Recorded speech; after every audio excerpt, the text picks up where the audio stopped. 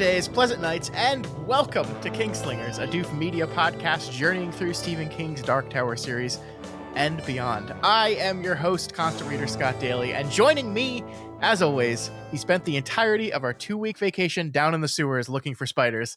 It's Matt Freeman. How's it going, Matt? I found a big one. There he is. He's getting away. Squish it. Got him. Oh my God, Matt, we're back. We're back. It's been forever. I haven't spoken to you in 14 days or longer because we don't speak unless it's in front of microphones. I haven't spoken to anyone. In 14 days. This is the first conversation I'm having. This is your only outlet. This is it. Oh my gosh, I'm so excited to be back, Matt. I'm very tired. I'm very tired. I kind of want to go to bed right now. For those of you, it's 9:30 on a Monday. I got 3 hours of sleep last night. Let's go. Let's do it. We're back to do some podcasting. Yeah, and while you were gone, I had a similar problem, which was like I would just like sleep and sleep and sleep. Like I would sleep for like 11 hours. Sorry, yeah. I couldn't. You're right. That's such a similar problem. Yeah, that okay. I hate you. Yeah, I know. Okay, all right, no, but in honor of your tiredness. Let's get on with the show. Sure. Yeah, no, I'm very excited to be back. I just wanted to, before getting on with it, just to thank everyone for all the kind wishes people sent and emails and on the Reddit threads and social media. And thank you so much. My family's doing great. The baby is a newborn, so if you have kids, you know how that goes. It's Matt. I think can everyone just collectively admit that the newborn phase of children is like the worst one? Yeah, I mean, it's funny. I can't wait for my grandchildren because then I'll get exactly, what you want out of a newborn, which is like brief cuddles and smelling their hair. And then you're like, all right, here you go. Here's the baby back. Deal with all the other parts. Yeah. It's funny because like it was only 2.5 years ago that I did this the first time. And yet the brain has this magical thing it does, which as if you were fleeing Derry, allows you to forget everything. I knew you have to stay up really late. Like all these things were like things that were still in my brain, but you just didn't think about them as if they are real things that you have to go through. And then I had this weird experience where like the first diaper I changed, the first time I smelled newborn poop, like it was as if Mike Hanlon had just called me on the phone and told me I had to come back to Derry, and all the memories of everything you have to do during the newborn phase rushed into my head at once, and I was like, oh no. But that's all right. It's going great. It's wonderful. I love my daughter, and it's great. So let's do a podcast so I can go to sleep. Awesome. This week, our 19-part coverage of Stephen King's It continues with part 14, covering chapters 20 and 21 of the novel. This is our penultimate episode. Next week, we're finishing the book, so these are the last 2 chapters before our end. In it, our uninvited guests return to the story as losers, young and old, head down into the sewer and towards their final confrontation with It. Matt, what did you think of these 2 chapters? Oh, these are great. I mean, I can't really remember them because we talked about it. No, just kidding.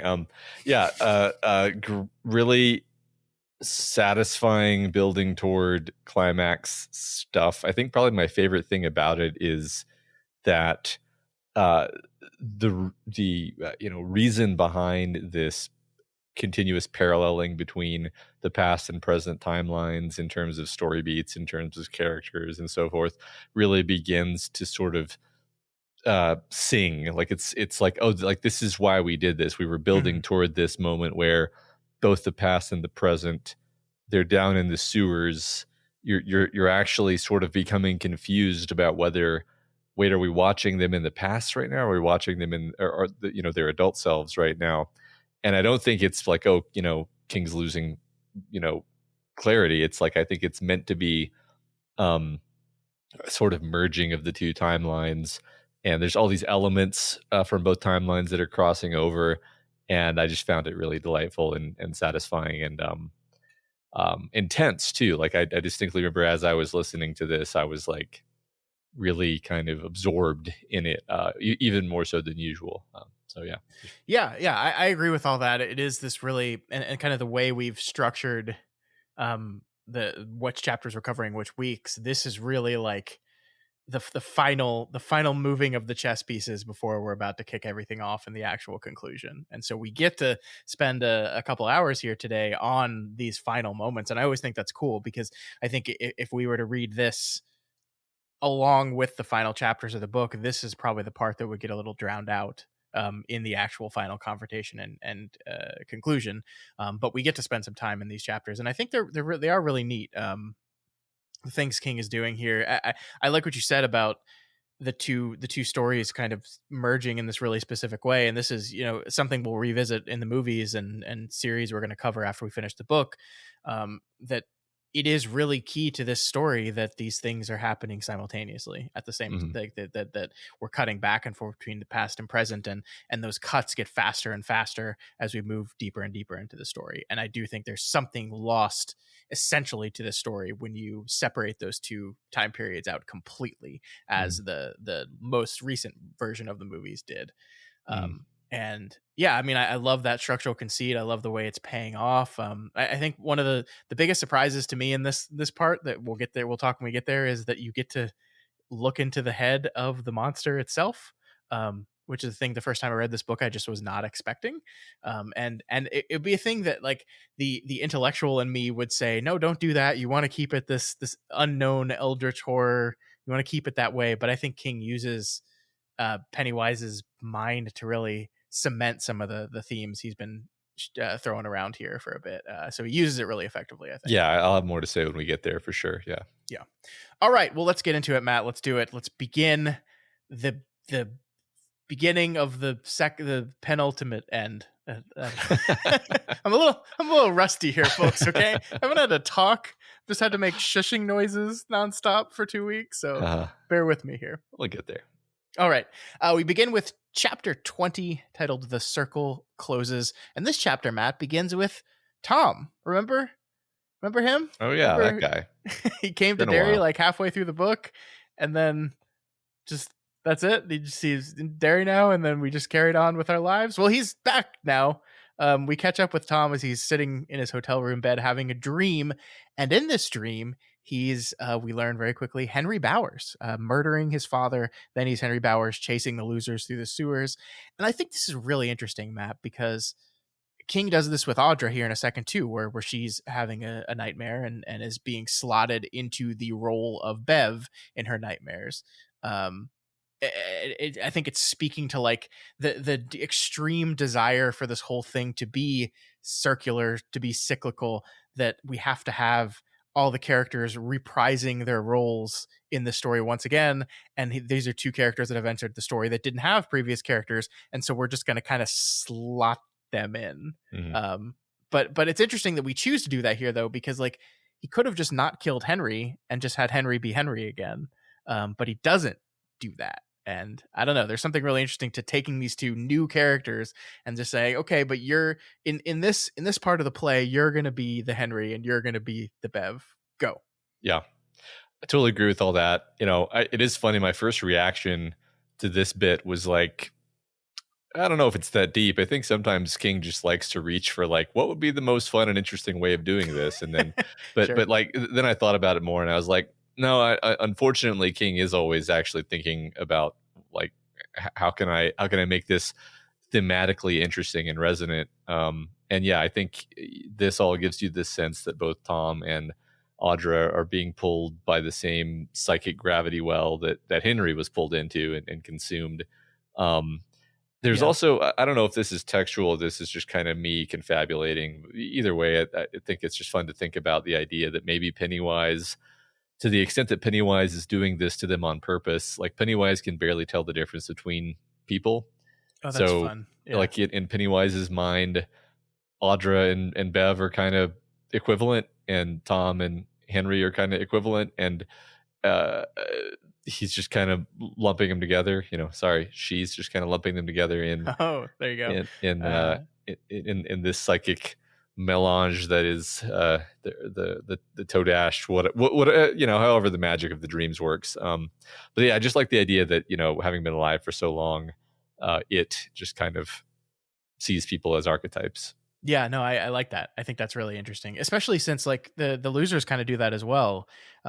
Much later scene in these chapters where Bev is talking. I think I forget who says it to her, but it's like you just married Henry Bowers. And she says back, no, I didn't marry Henry Bowers. I married my father. And the response I think she gets is, if they were beating you, what's the difference? Yeah.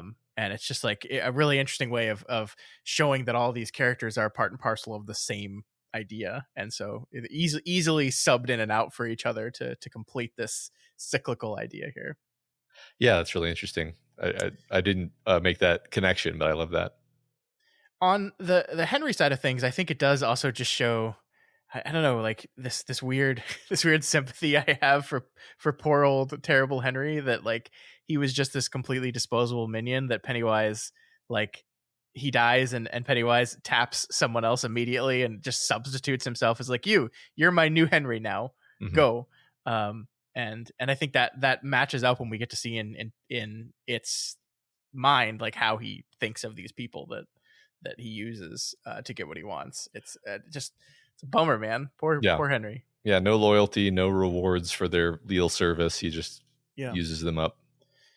Yeah, I mean, I think of that moment where he looked down the sewer and heard the voice and like felt love, right? A feeling that was so alien to him that like that this thing was offering him some sort of something that he's never gotten anywhere else in his life before, and it was all nothing. It was all fake. It was all just manipulation. And it's like, I mean, that's not surprising coming from this horrible monster, but it's sad. It's still sad for Henry.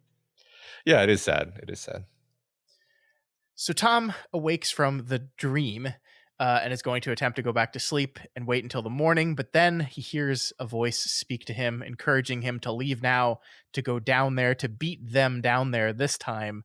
And this is really great to me because Tom has no idea what any of that means and what's going on here, right? And I think this speaks to the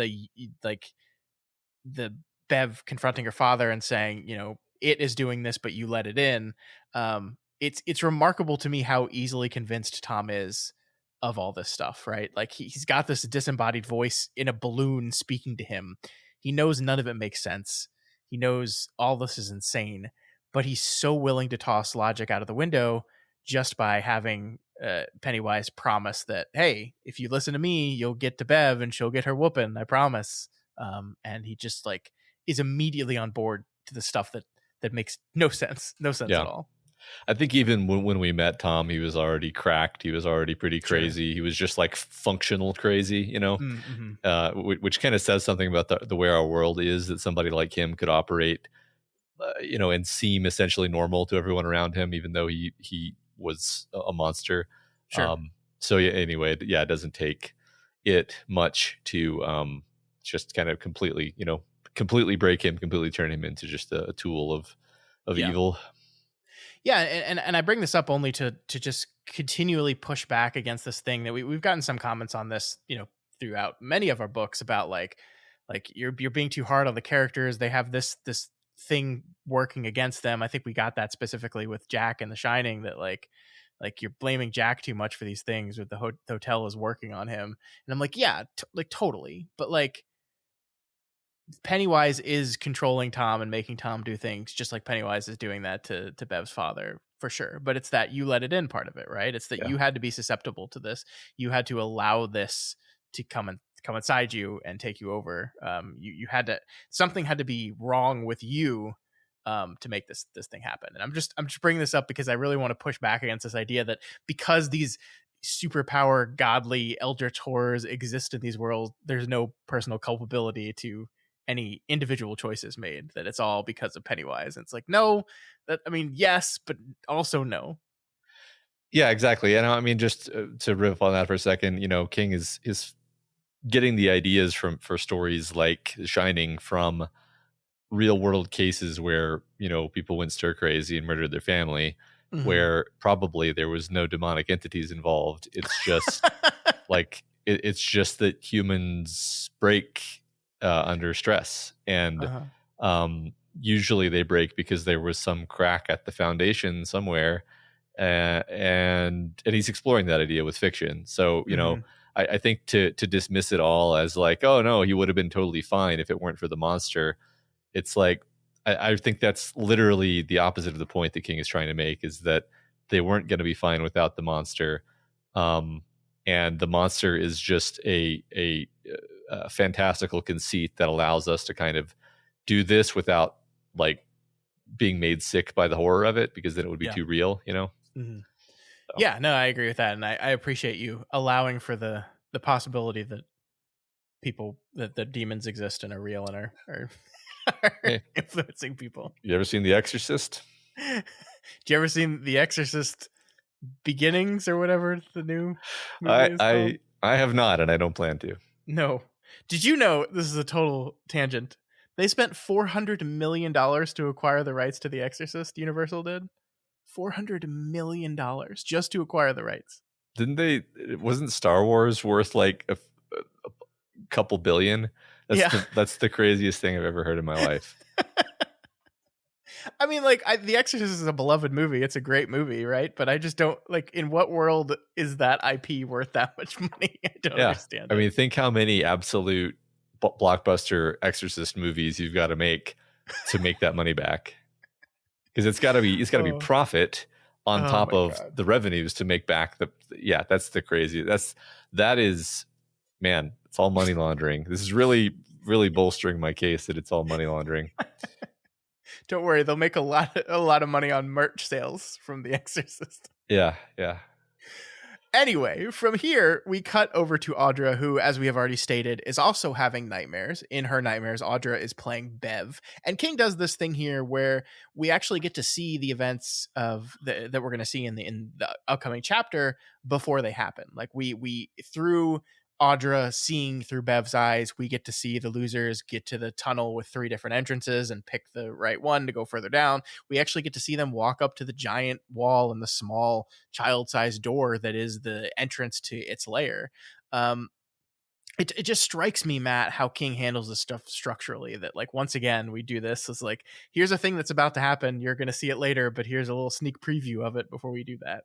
Just, I bring this up every time he does it because it never stops delighting me. Yeah. It's just fun, right? Yeah. It's, he has so many of these little tricks like this where, you don't even think of it as a sort of common narrative trick, but he must just know all of them. He must just like, this would be, I'm gonna, for the record, this is another thing I'd love to ask him is like, do you just do this intuitively, or do you have like a little list in your mind of sort of tricks and motifs and framings and so forth that you sprinkle in on purpose?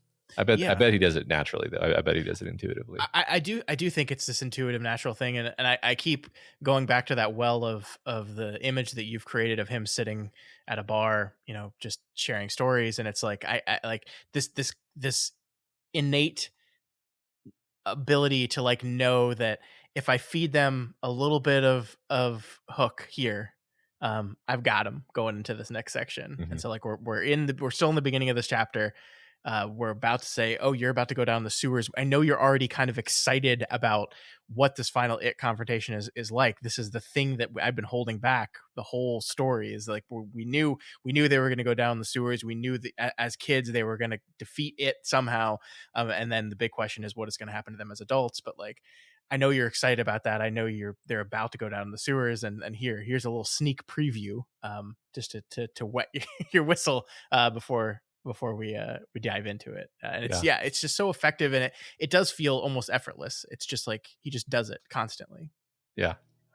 I mean, I think I agree with you. I'd still be curious just in case the answer is not what I expect, but you're probably right. Yeah, I mean, it's sometimes like the best writers like make something seem and feel effortless when it was actually meticulous planning. It just King just doesn't strike me as that kind of writer, but very possible. Yeah, you never know. I mean, I don't know if this batch of listeners knows this, but I've had the opportunity to talk to a couple of my favorite authors over time, mm-hmm. and like what I asked both of them, like, do you actually see the scenes that you're writing, like in your mind's eye? And one of them was like, oh yeah, I see the scene in my mind's eye, and then I describe what I see. and one of them was like, no, never. I never see what I'm writing. It's all words. Mm-hmm. And I was like, well, that I wouldn't have expected that. Wouldn't have expected two like diametrically opposing answers, right? So sometimes it pays to just ask, I guess, is my Yeah. point if I Well, have one. as soon as we get that interview locked down, we'll make sure that's on the list of questions to ask. For sure. Speaking of king things, though, I do want to mention this stuff we do with Audra here very briefly, because we're in the climax of this book at this point, right? We're in the final act. We're moving quickly towards the very end. We're 1,000 pages in at this point.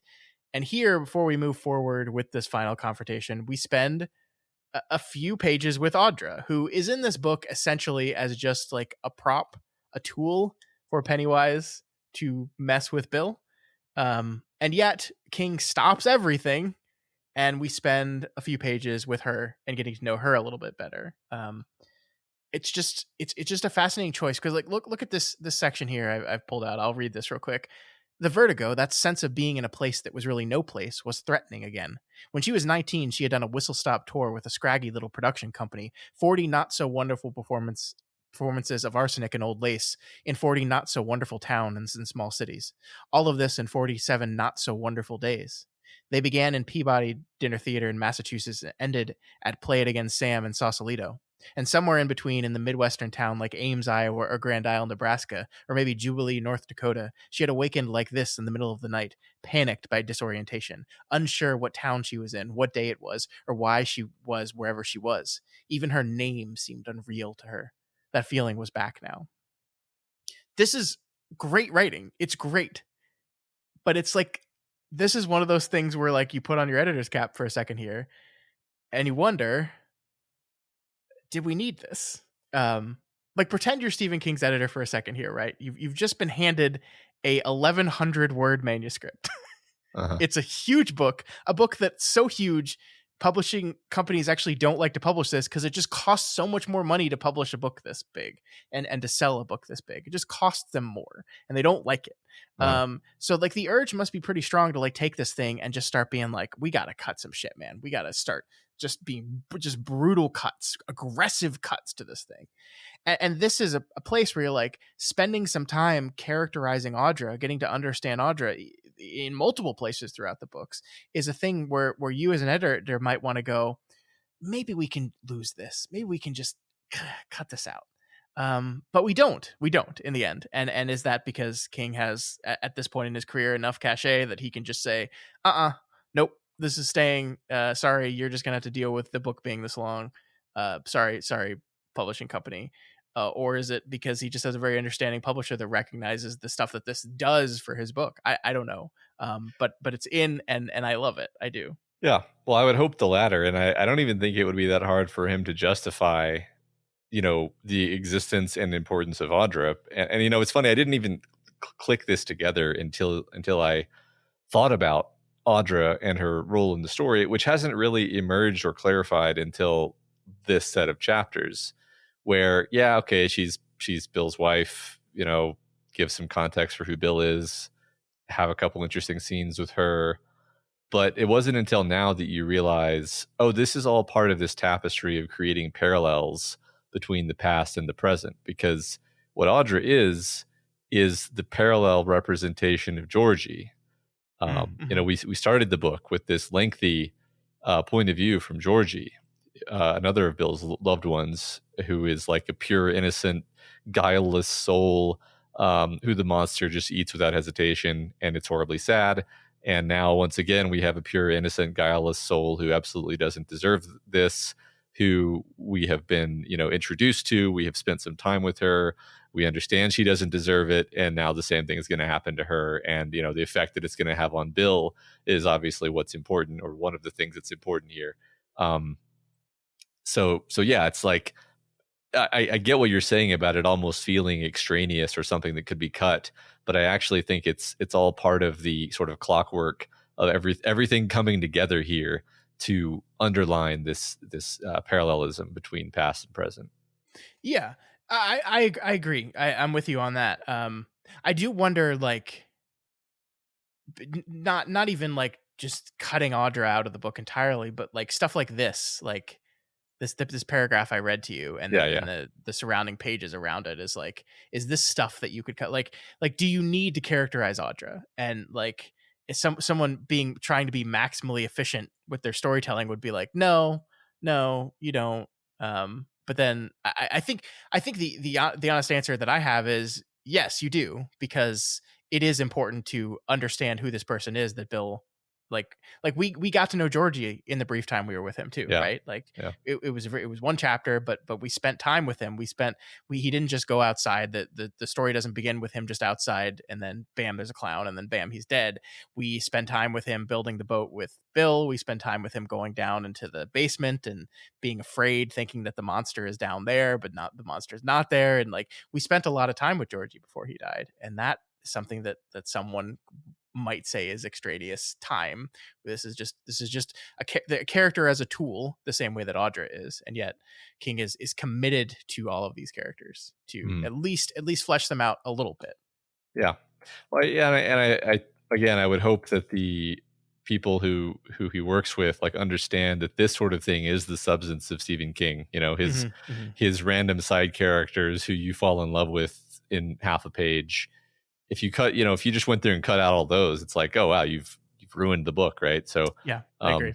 Yeah, I think, I mean, if anything, it's like the near inconsequentiality of this paragraph that you've quoted is like the genius of Stephen King is here, though. You know, like it would be a sign of not getting like what he is as a writer to just be like, this isn't important.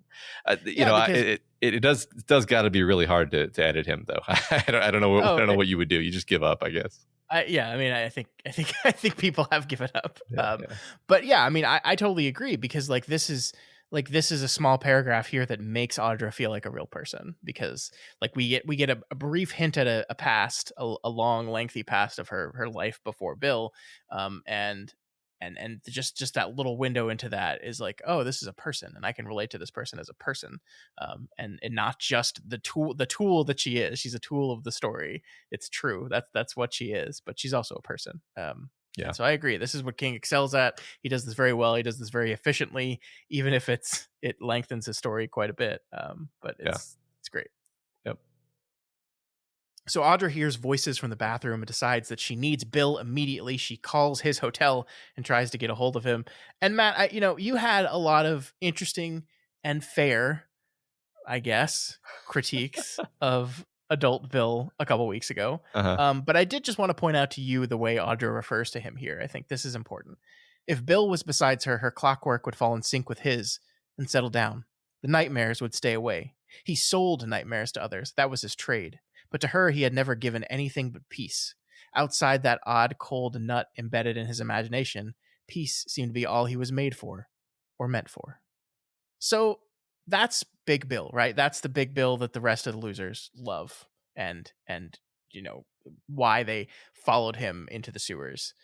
And it does seem like that person, and I agreed with you a few weeks ago, and I agree with you now that the Bill we see in the present, in the adult version, is missing a lot of the young Bill isms. But I think this paragraph here, the way Audra sees him, the way Audra responds to him, shows that he's still in there somewhere. Yeah. No, I think you're right. I mean, everything you're describing here is the sort of all the key to his leadership style. This is who he is. We just haven't seen all that much of him as an adult, but I think it actually means a lot, sort of hearing it secondhand from Audra.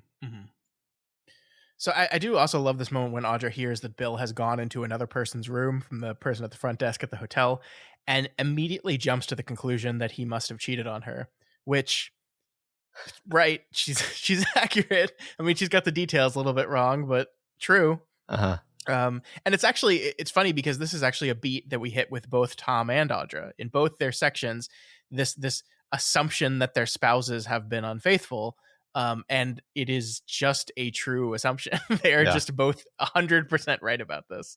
Yeah, well, and it's funny because they both know to different degrees. Like my spouse has basically always been in love with this person from their childhood, and they're totally gonna get down if they ever meet again, and then that's what happens, and they're not surprised at all, and they're both right about it. So they both die without actually having confirmation of that, but they're like they're both pretty sure that they're right. Um, it's just funny. I agree. And she kind of hypothetically forgives him in the sense of being like, well, even if he is cheating on me, I still I still just want him to help and save me. And so I don't know. The book's All is forgiven. the book's trying really hard to get me to not hate this guy. So.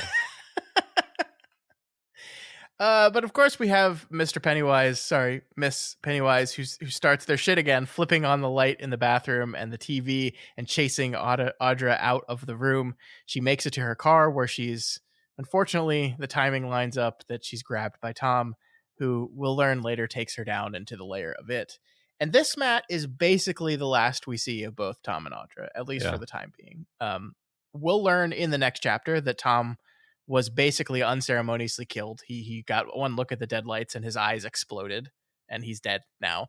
Audra is alive technically, but her look at the deadlights has driven her mad. Basically, he says her mind is there with it. So I'm just curious here in this moment, like what you think about these characters. Like we had a whole chapter called "The Uninvited Guests," right? We had these three people come back to Derry: Henry Bowers, Tom, and Audra here. And Bowers has the most to do, but he's gone now. Tom never sees Bev in Derry, right? Mm-hmm. And then Audra basically never sees Bill either. Yeah. So I mean, what did you think of this whole thing? Well, I can't promise you that I actually laughed out loud when we got to this point, but I was in my mind like, that's just classic King, just setting up who you think is going to be, an important villain and then just killing them off unceremoniously. Speaking specifically to Tom, obviously, that doesn't quite apply to Audra.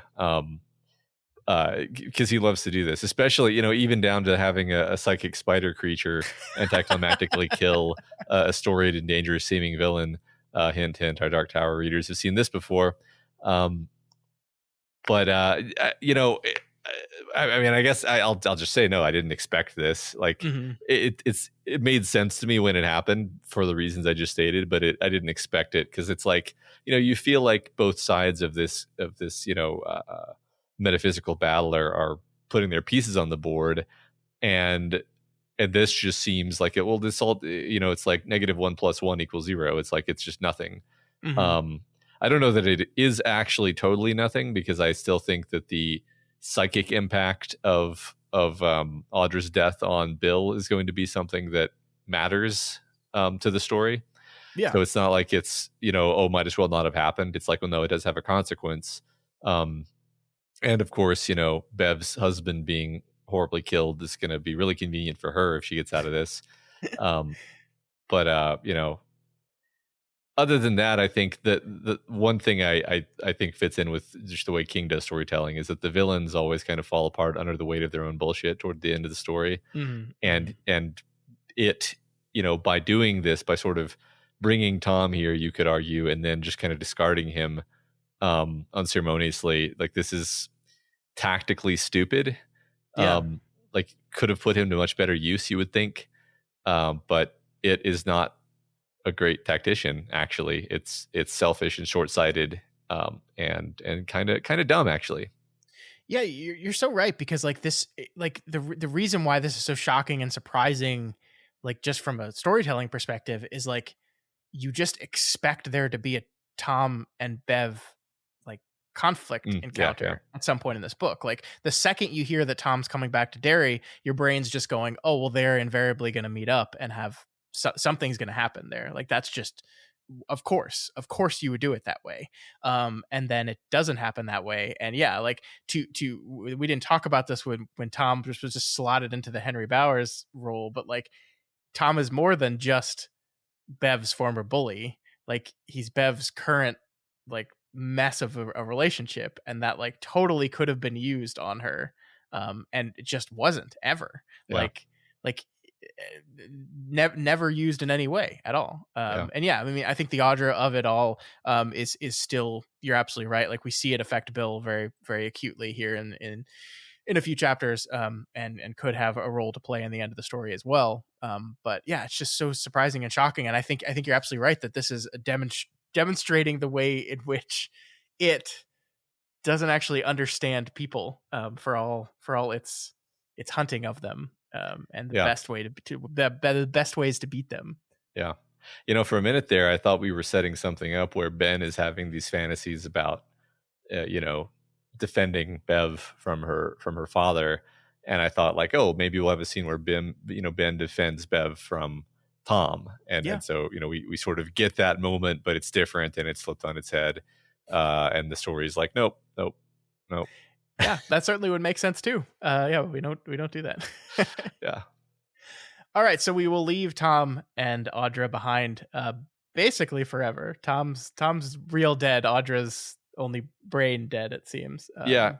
I guess we leave open the possibility that something could happen with her, mind, but Yeah. I kind of don't expect that to happen or to be super important. Sure. Yeah. I mean, it's just worth noting that the text makes a distinction between the two of them, right? It Yeah. doesn't say they're both dead. Like Tom's eyes explode and he dies. Audra is just mentally gone. Yeah. So that seems like an interesting difference in those two depictions for sure. Yeah. So from here, we go back to Eddie's room with the losers, right where we left them. They're staring at the corpse of Henry Bowers and trying to figure out what the hell to do. They debate going to the police, but quickly realize that involving any outside parties in Derry at this point is a recipe for disaster. To reinforce this, I really like this beat that Henry Switchblade has just magically disappeared. That at some point Eddie kicked it under like the TV stand, and it's just not there anymore because it was a magic knife and it's served its purpose and it's gone now. So I was right to go on that big tangent about the provenance of the Switchblade. After all, Yeah, totally. you Matt. all laughed at me. I was like, well, so like, but where, like, is it a real Switchblade that he brought there, or is it a magic manifested? It's a magic manifested Switchblade. There's an answer to that question that I thought was just a stupid question that wasn't worth asking. No, I'm a genius. Is what The I'm most important question you could ask. Yep. I really like this line though. Beverly thought, they're both saying we've all become ghosts again, that it started to repeat. All of it. As a kid, I could accept that because kids are almost ghosts, but I just love that feeling of, reinforcing the cyclical nature of it. The chapter is called The Circle Closes, but just this idea that once again, they're ghosts. Once again, the people of this town are not going to help them, are not going to see them, are going to be happy ignoring them. Mm-hmm. Yeah, I like that. Love that. So Bev calls Ben and Richie and they head that way. Then she calls Mike at the library and finds instead the police. From here, we learn that Mike, of course, we already know this, but the losers learn that Mike has been attacked and is in the hospital clinging to life. Their group of 7 is now definitively down to 5, but those 5 are all here and they're all ready. And it's time for them to go down to the Barrens and finish this thing. Yeah. And I'll just note, we finally understand what was meant by the sentence like hundreds of pages ago, where it was like later they would be wanted for murder running from the police. It's like, okay, that's how we got here. Yeah. It's but talking about the winnowing the number from 7 down to 5, I there's a lot of stuff in the prose throughout this section that really made me feel like that was supposed to happen, like like reducing the number down to 5, but it's like a harder, tighter knit 5. That was like an important process that had to happen. Yeah, and I think it's maybe in one of the Pennywise sections that he says that like 7 obviously is the most powerful number. 5 is still a power number. Yeah. Not as powerful as 7, but still a power number. And it's almost as like, well, we're not gonna have 5, but we can't stay at 6, so we're gonna have to slice someone out of this thing. And unfortunately, it's our guy Mike who has to sit this one out. Yep. So as they pack up to go, I just wanted to point out this line that I love so much. Ben says, "You guys are still the best friends I've ever had." no matter how this turns out, I just, you know, wanted to tell you that. He looked around at them, and they looked solemnly back at him. I'm glad I remembered you, he added. Richie snorted. Beverly giggled. Then they were all laughing, looking at each other in the old way, in spite of the fact that Mike was in the hospital, perhaps dying or already dead, in spite of the fact that Eddie's arm was broken, again, in spite of the fact that it was the deepest ditch of the morning. I just love these moments of, like these moments of super seriousness, like cut with the comedy of the absurdity of it all. Yeah. That I think that's what one of the things this book does very, very well is have these super serious, impactful, emotional moments, but then undercut them with the silliness that is all this thing. And it doesn't diminish the moment. It just makes you chuckle while you're crying almost. Yeah. Yeah. It makes it poignant. And it reminds you of what childhood was like when that was sort of how your world was. I also want to say something. We talked several times throughout the course of the book about like, some of these characters are still ruled by the thing that ruled their life when they were kids, and some of them seem to have gotten over it. And I think Ben was one of the ones that we were like the most uncertain of, because like we were trying to place what is Ben losing the weight, how does that reflect that. And I think the thing we've forgotten, and I think a listener reminded me of this, is that Ben's obviously Ben is the fat one, right? But Ben's core thing was loneliness, that Mhm. he was this incredibly lonely child, and part of that loneliness was because of his weight and his self-consciousness with that weight and the way people treat overweight people. But still, the core of him was this essential loneliness that he didn't even understand. And I don't know, this just reading this section, he reminded me of that, of this idea that like, is it a good thing, Matt? Maybe this is a overarching question. Is it a good thing that the statement "the best friends I ever had were ones I had when I was 11 years old"? Is that like a good thing for your life or not? I don't know. Yeah, I mean, I feel like that's a sad, like it's a bittersweet thing, because in this moment it's like, oh, like we're Yeah. your best friends, but it's like my best friends are definitely not the kids I met when I was 11. It would be cool if I could just erase all those memories from my mind and not get them back, actually. Yeah. So yeah, no, it is sad in that way, where it's like, oh, Ben has had just an extremely sad and lonely life Hmm. ever since, right? Yeah. I think that's what you're saying, is that Ben's Yes. life Yes. has been Yeah. lonely and fairly empty. Hmm. Um, if his best friends really were his friends from childhood. Yeah, I mean, I think there is something beautiful to the idea that like childhood friendships are not are like nothing else in the world. Like, Mhm. and I think that's true. I think the friendships you have when you are a kid are different from the friendships you have when you are an adult. That's just true, right? Yeah, yeah. But I would hope, and I would hope that, you know that statement is never true for me. That the best friends I've ever had throughout my entire life are the people I knew when I was a kid. I would hope that's not true. I would not want that to be true.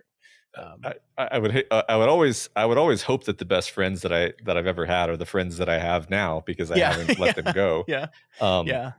so that's, which is one thing you could say is like, well, maybe if they hadn't been magically fucked with, then they would still have these friends. I don't know, but Sure, sure. I it's mean, and we can move it back to just like the overarching themes of like, unable to move past trauma and regression of things, and repression of things, and Mhm, not allowing, like there's a lot of stuff, especially in these chapters, about kind of Peter Panning and mhm. not growing up. And I think there's something we're exploring here for sure.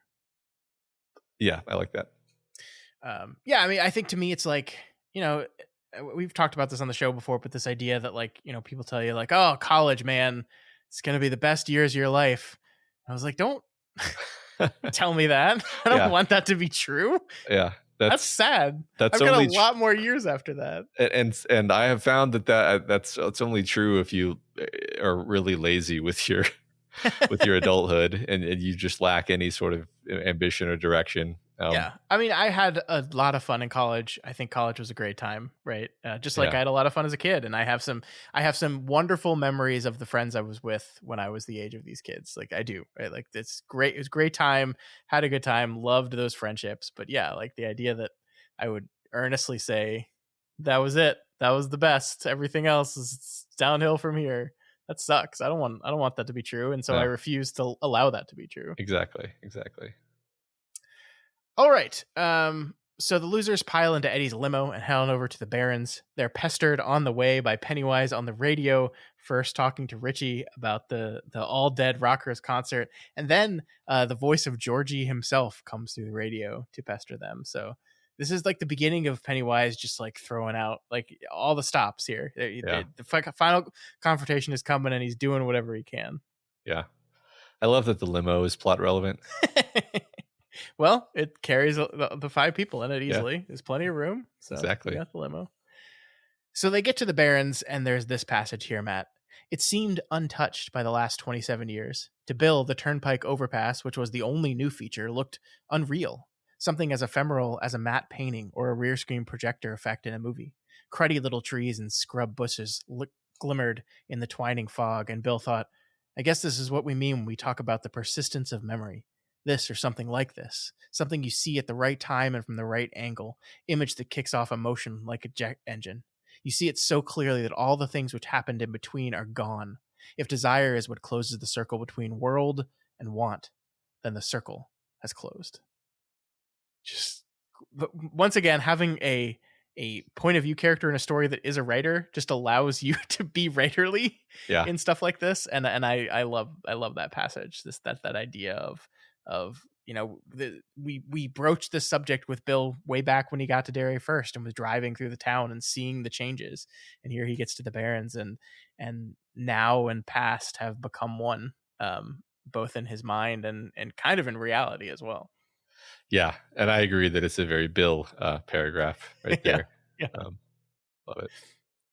I do also love this moment where Bill like looks to see and it's expecting to see Silver parked in its old spot where he used to park it before they climb down into the Barrens, and finds it missing. Silver, of course, is still sitting in Mike's garage. But then like Bill has a thought of like, I figured it was going to be relevant in some way. And I just wanted to point that out for you because that is interesting, right? We go through this whole like ritual where he finds Silver and brings Silver back to life, and then just doesn't seem like Silver has any part to play in the conclusion of this thing, which is just weird. Yeah. I guess there's a few things like that we've noted, right? And it's like, I guess you just have to say, maybe resurrecting Silver was part of the magic of bringing themselves back into that childish frame of mind. Sure. And then once that was done, they don't actually physically need the bike. It was just a totem of power. I don't know. Maybe there's more to it. Maybe the bike will like lunge out of the shadows and stab Pennywise in the face at the last minute. Oh my God. Sneak attack by bike. Yeah, no, that's great. Yeah. They'll all be down. They're like, oh no, we've lost. And then the bike, you hear ring, ring. Pennywise looks up. What? Silver darts out of the shadows, slams into him. Oh my gosh. I hope you're right. That's all I can say. Yeah. Well, me too. So Ben, just like he did in 1958, takes them through the Barrens back to the Morlock hole. They're shocked to find that the cover is already off, and a purse is left aside there, and it's Audra's purse, of course. And as Bill immediately realizes, I love this moment where they're like, "There's nobody left. All the old gang of people are dead. Like who could have done this?" And they can't figure it out, but they know that Audra is down there. And that leads us to Bill saying this, and I pulled this for you especially, Matt. If you're there, God, and if you're taking requests, let her be all right. Don't let her suffer for what Bev and I did tonight, or for what I did one summer when I was a boy. And was it the clown? Was it Bob Gray who got her? If it was, I don't know if even God can help her. So there you go. He's feeling guilty. Yeah. Lay off of him, man. Yeah. It makes all the difference in the world that he's feeling guilty now at this point. Yeah. That's good. Leave him alone. You know what? I take it all back. So more seriously, I just wanted to say here, I don't know who survives and who doesn't survive. I've never been spoiled on those particular details, but despite absorbing quite a bit of knowledge about this book, I don't know what characters live and die. I never saw any of the movies or any of that. So when I say this, it is uncontaminated by spoilers. That's the point of me saying that. This is a point where I strongly began to suspect that Bill's going to die. because I feel like dumping the death of Audra on him at this point is just going to be too much. And that just archetype wise, I think Bill is one of our tragic knights of the white, who is meant to die in its service. Perhaps a Kamai, I don't know, but that was a strong. This paragraph or this section, this whole section, and the fact of Audra's death really kind of left me with that feeling. Okay, cool. So you are at this point like thinking that the five of them are not going to get out of this thing whole, and Bill is kind of your number one guess for Yeah, who doesn't make it. Correct. I don't think they're all going to die, and I guess I lean toward just Bill, and I could imagine as many as 2 of them dying. I guess I'd be surprised if 3 did. But I think if I was a betting man, I would say one of them's going to die, and it's going to be Bill. Okay. Yeah. All right. Well, we will see for sure. All right. So that ends chapter 20. We move on to chapter 21, Under the City. And oh man, this chapter, this is a freaking whirlwind, man. We're jumping back and forth. This is what we talked about at the beginning of the show. We're really using this conceit of these 2 events happening basically simultaneously, but across 27 years, making their way to the lair of it, these children and these adults, and the way it cuts back and forth, where we have little section tags that say the time of day, which is the only hint we get at who is what and where and when. But before any of that happens, King does something here that maybe shocked you, because we begin this chapter in the mind of it itself. Yeah. It was surprising for sure. I really liked it. I really like stuff like this. And it's just the right amount for me, where, it's alien and vague enough to have this, mysterious feeling to preserve the mystery and unknowability of the creature, while maybe answering some questions and throwing some light on things, and, helping you understand what's going on without spoiling all the mystery. We don't really want all of our questions answered, but it is nice to clarify some things, dispel some confusions, and I think that this was very well balanced in that way. Like, out of all the books we've read, I think it is the best in terms of holding that balance, holding that tension between keeping things spooky and scary and unknowable, and then giving you enough detail that you're not just like detached and confused by the unknowability of it all. Yeah, I agree. I think a great point of comparison here is another book that takes place in Derry, Insomnia, where I think, King himself has said it's a little too plotty. And I think we just get a little too much description of how everything works. just a little bit too much, right? Yeah. And it bogs it down and makes it seem a little bit more silly than it is. And I agree. Like this, there is a danger of that here. You like the thing that's cool about the evil is it's unknowability, and so but by jumping into this thing's head, it threatens to expose it as just another monster. Yeah. And I think you're right. He threads the needle here. I never felt that coming out of this chapter. I never felt like, oh well, it is ruined now, because I know that it's thinks about things. Right. And really, I think if anything, it just makes it seem, it's like it just kind of cracks open the door to this even more weird and mysterious world beyond that it then refuses to explain, where it's like, like what is the macroverse, like in what sense, is this a metaphor? Like it gestures at all these huge concepts and doesn't really explain them. It's just enough for you to kind of glimpse the idea of like, oh, okay, this thing is from a much bigger, much weirder Lovecraftian universe, where just like the rules are different, and no, we're not going to explain them. We're just going to let you know just enough to understand that they're different and weird and scary, and then we're basically done. That's basically it. Yeah. No, I agree. And we do still get to learn a lot, though, right? Like, I think from Pennywise here, we learn that it tells the story of its coming, that before it got here to Derry, there was only 2 things. There was the turtle and there was it. But the turtle went into a shell, and I think it says is dead, assumes it's dead. We don't know. Certainly we've seen the turtle work its ways, but this is the confusing stuff we'll get into in a bit here. But Uh-huh. the point is here, it's in its shell. It's probably dead. Pennywise is all that's left. And I love what it says here. It had come here long after the turtle withdrew into its shell, here to Earth, and it discovered a depth of imagination here that was almost new, almost of concern. This quality of imagination made the food very rich. Its teeth rent flesh gone stiff with exotic terrors and voluptuous fears. They dreamed of night beasts and moving muds. Against their will, they contemplated endless gulfs. Upon this rich food, it existed in a simple cycle of waking to eat and sleep to dream. It had created a place in its own image, and it looked upon this place with favor from the deadlights which were its eyes. Derry was its killing pen, the people of Derry its sheep. Things had gone on. Then, these children, something new, for the first time in forever. So much to love there. I like just like the story of, it comes to Derry and makes it in its own image. Like this is, a powerful creature coming to Earth and making things in its own image is always going to like summon God imagery, right? Like, Yeah.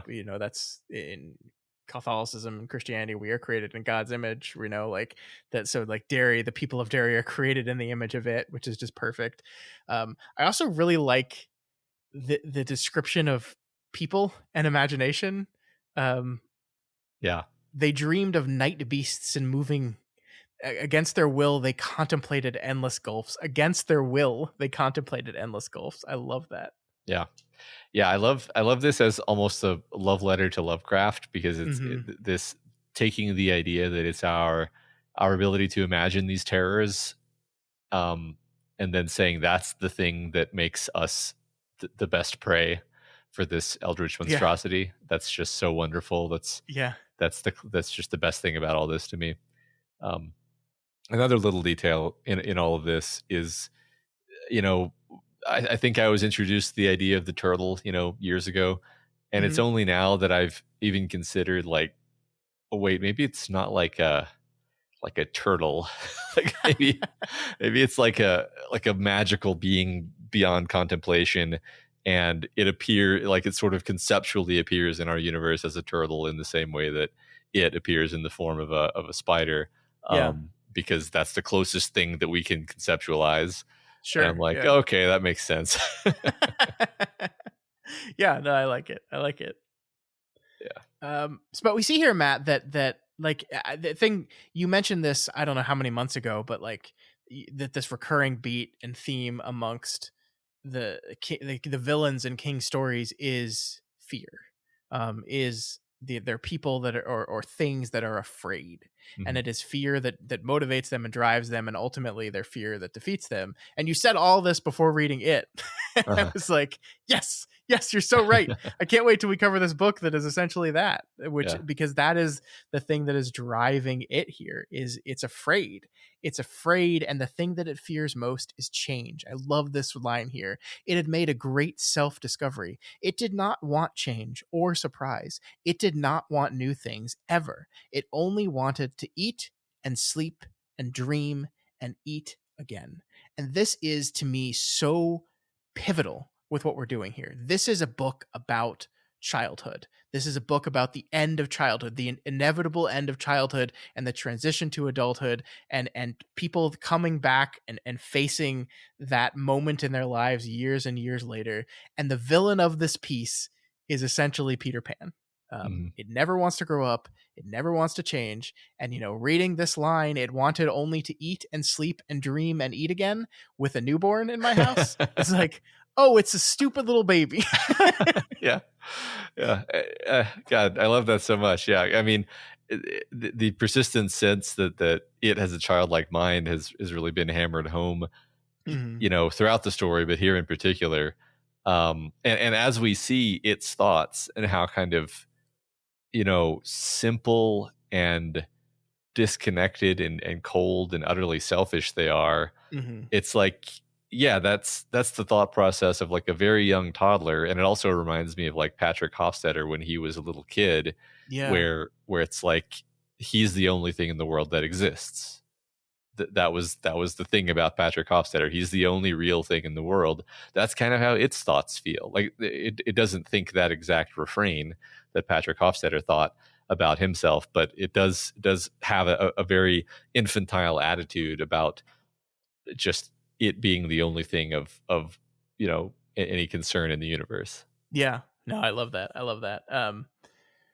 Yeah, I mean, it's just so it's putting to words the things that you and I have been talking about for a while now. This Yeah. idea that this all makes sense, and this is the thing that I think is so fascinating about this book is because you know there is some tragedy to the loss of innocence and the inevitability of crossing that threshold from childhood into adulthood, right? There's some sadness and tragedy to that. There's some essential part of you that is lost in that transition, but like it's necessary and it happens no matter what. And so like this idea that the book recognizes that sadness but also sees it as an inevitability and perhaps a thing that none of our characters truly ever got to do. Hmm. um that they never they transitioned into adults, but they've never moved on from this moment, that they're kind of like it itself, kind of frozen in hibernation, wanting to repeat this cycle over and over again. And so they will not be able to move on. They will not be able to truly grow up, and that is a necessary change. Is necessary. That's what happens. That's part of growing older and growing up. And again, it's just perfect that the villain. I don't want to do that. No, that doesn't sound good. I don't like Yeah, it. I really really like that. I'm gonna have to process that actually. That the idea that all of our characters have been in a Arrested Development. Yeah, that's really interesting. Love that. Mhm. So it fears one more thing, Matt. It fears that it's not alone, that there's some other out there. And this is interesting because you're automatically like, yeah, obviously the turtle. But the way it's worded here, it seems like because it has mentioned the turtle already. It said, the turtle was around at the beginning of everything. It was just it and the turtle. So it already knows the turtle existed and it's just assuming is gone. But it seems to be referring to some other. Yeah. So I didn't have any ideas for a while, and then I finally thought of an idea, which is the fact that in its own narration, in its own mind, it never thinks about the fact that it's pregnant, and so the other could be just the baby Eldritch being that it is incubating without necessarily realizing that it is. Oh, cool. Interesting. Yeah. I don't know. I mean, because that's clearly another being that is an other that it is, you know, sort of tangentially aware of, perhaps. Yeah. I just thought it was interesting that in a minute the characters are going to notice that it's pregnant, whatever that means, metaphysically. But that thought doesn't appear at all in this section. So Yeah. No, that's a good point. I like that. I do like it's really interesting to think about this because we've kind of been operating with the assumption that everything that has been, working and pushing and prodding our characters towards this confrontation has been the work of the turtle. I think that's kind of what the book has gestured at. But if the turtle is dead, then who is it? yeah, And we have like the white as an established thing that exists in King Canon, and I think we've kind of been using the turtle, like every time I bring it up to you, I'm like the turtle, the white ka, whatever. I've just kind of been using these things interchangeably, to discuss this force. But yeah, I mean, I don't know, just food for thought here. yeah, because these books, they're typically I don't know. I was going to say they're typically more clear on the nature of the force that's actually helping the good guys. I don't know if that's actually true. I think in some cases they have been very clear about the nature of the force that's Hmm. helping the good guys, and in fact, like the story has been in some sense an exploration of the concept of faith and goodness and so forth. Not so much this book, at least not in the same ways as the other books we've read. So that being said, I don't really know exactly what is the nature of the force that's helping them. Yeah. Could be the turtle. We have the turtle imagery, but Yeah. guess it could be something else. Yeah, I mean, and it could be the most boring interpretation of this whole thing is Pennywise is afraid he's not alone, and he thinks the turtle is dead, and he's wrong. Yeah, And the right. turtle's not dead, and so the turtle is just the other. But I don't know, the way the way that statements are worded, it didn't seem that way. But Yeah, I don't know. We'll see. yeah, But everything's gonna be okay, Matt. No reason to be afraid because the children are coming now, and it will show them the deadlights. You want to talk about the deadlights here pretty quick before we move on? Like, yeah. this is a concept that's kind of been introduced here in this chapter. We see it a little bit later in the chapter, as well as just the true form of it is some, like you said, eldritch, unknowable, unseeable, understandable thing that drives people crazy when they get a look at it. Yeah. Yeah, very Lovecraft. You're basically, the Lovecraft thing was always like, what really drives you mad is being made aware of the true nature of the universe, which we are not equipped to comprehend. And it just breaks our minds. Mhm. And so, the deadlights are a sort of window into that horror, I think. Yeah. I just want to also remind you that the deadlights are mentioned in, I believe it's in the Gunslinger. Yeah. I don't think it actually says deadlights in there, but it gestures towards them to the point where even I, when we were covering that book, said, Matt, this is a reference to it. Yeah. Well, I think actually, if you go back and listen, what happened was you mentioned them and I was like, yeah. And I think this is a reference to it. And you were like, how the fuck do you know that? And I was like, I just happen to know about a thing called the deadlights from it. And I know very little about it other than that it's like a floating light that drives you insane if you look at it. So that's... Yeah, as you said that, I remembered that's how it went. Yeah. Because as I was saying that, I was like, it doesn't really sound like me to just say, "Hey, Matt, this is an it reference," for no reason other than for you to go, "Cool." Yeah, I think it's you that took over that. Yeah, that's wonderful. It is weird, like the ways in which knowledge of these things come to you in bits and pieces that don't make any sense at all. Like, why would that be a bit that's attached to you? I have no idea. Yeah. But well, I mean, I maybe at the time I said I had no idea where I remembered it from, and maybe that was true at the time. I remembered that it was just like some forum discussion of like either Stephen King or Lovecraftian horror or some other book series entirely that had these elements in it.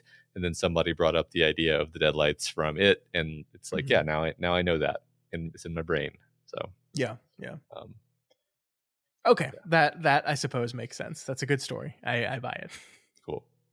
So we cut to the young losers in the tunnels. They've reached the spot in the tunnel that we saw through the Audra vision where it splits, and they need to figure out where to go next, which of the 3 tunnels to take. And this is where Eddie shows his quality, Matt. If you recall, it was months ago now, so you might not recall, but Eddie's sense of direction is one of the earliest characterizing facts of him we get. As he's driving from New York to Derry, he drives through Boston, and he navigated the confusing as fuck Boston with ease. He just knew where to go and exactly where to go. Well, here back in 1958, Eddie is navigating another shitty sewer place. I'm just kidding, Bostonians. Please don't be mean to me. Sounds good. Boston people really love Boston. They really do.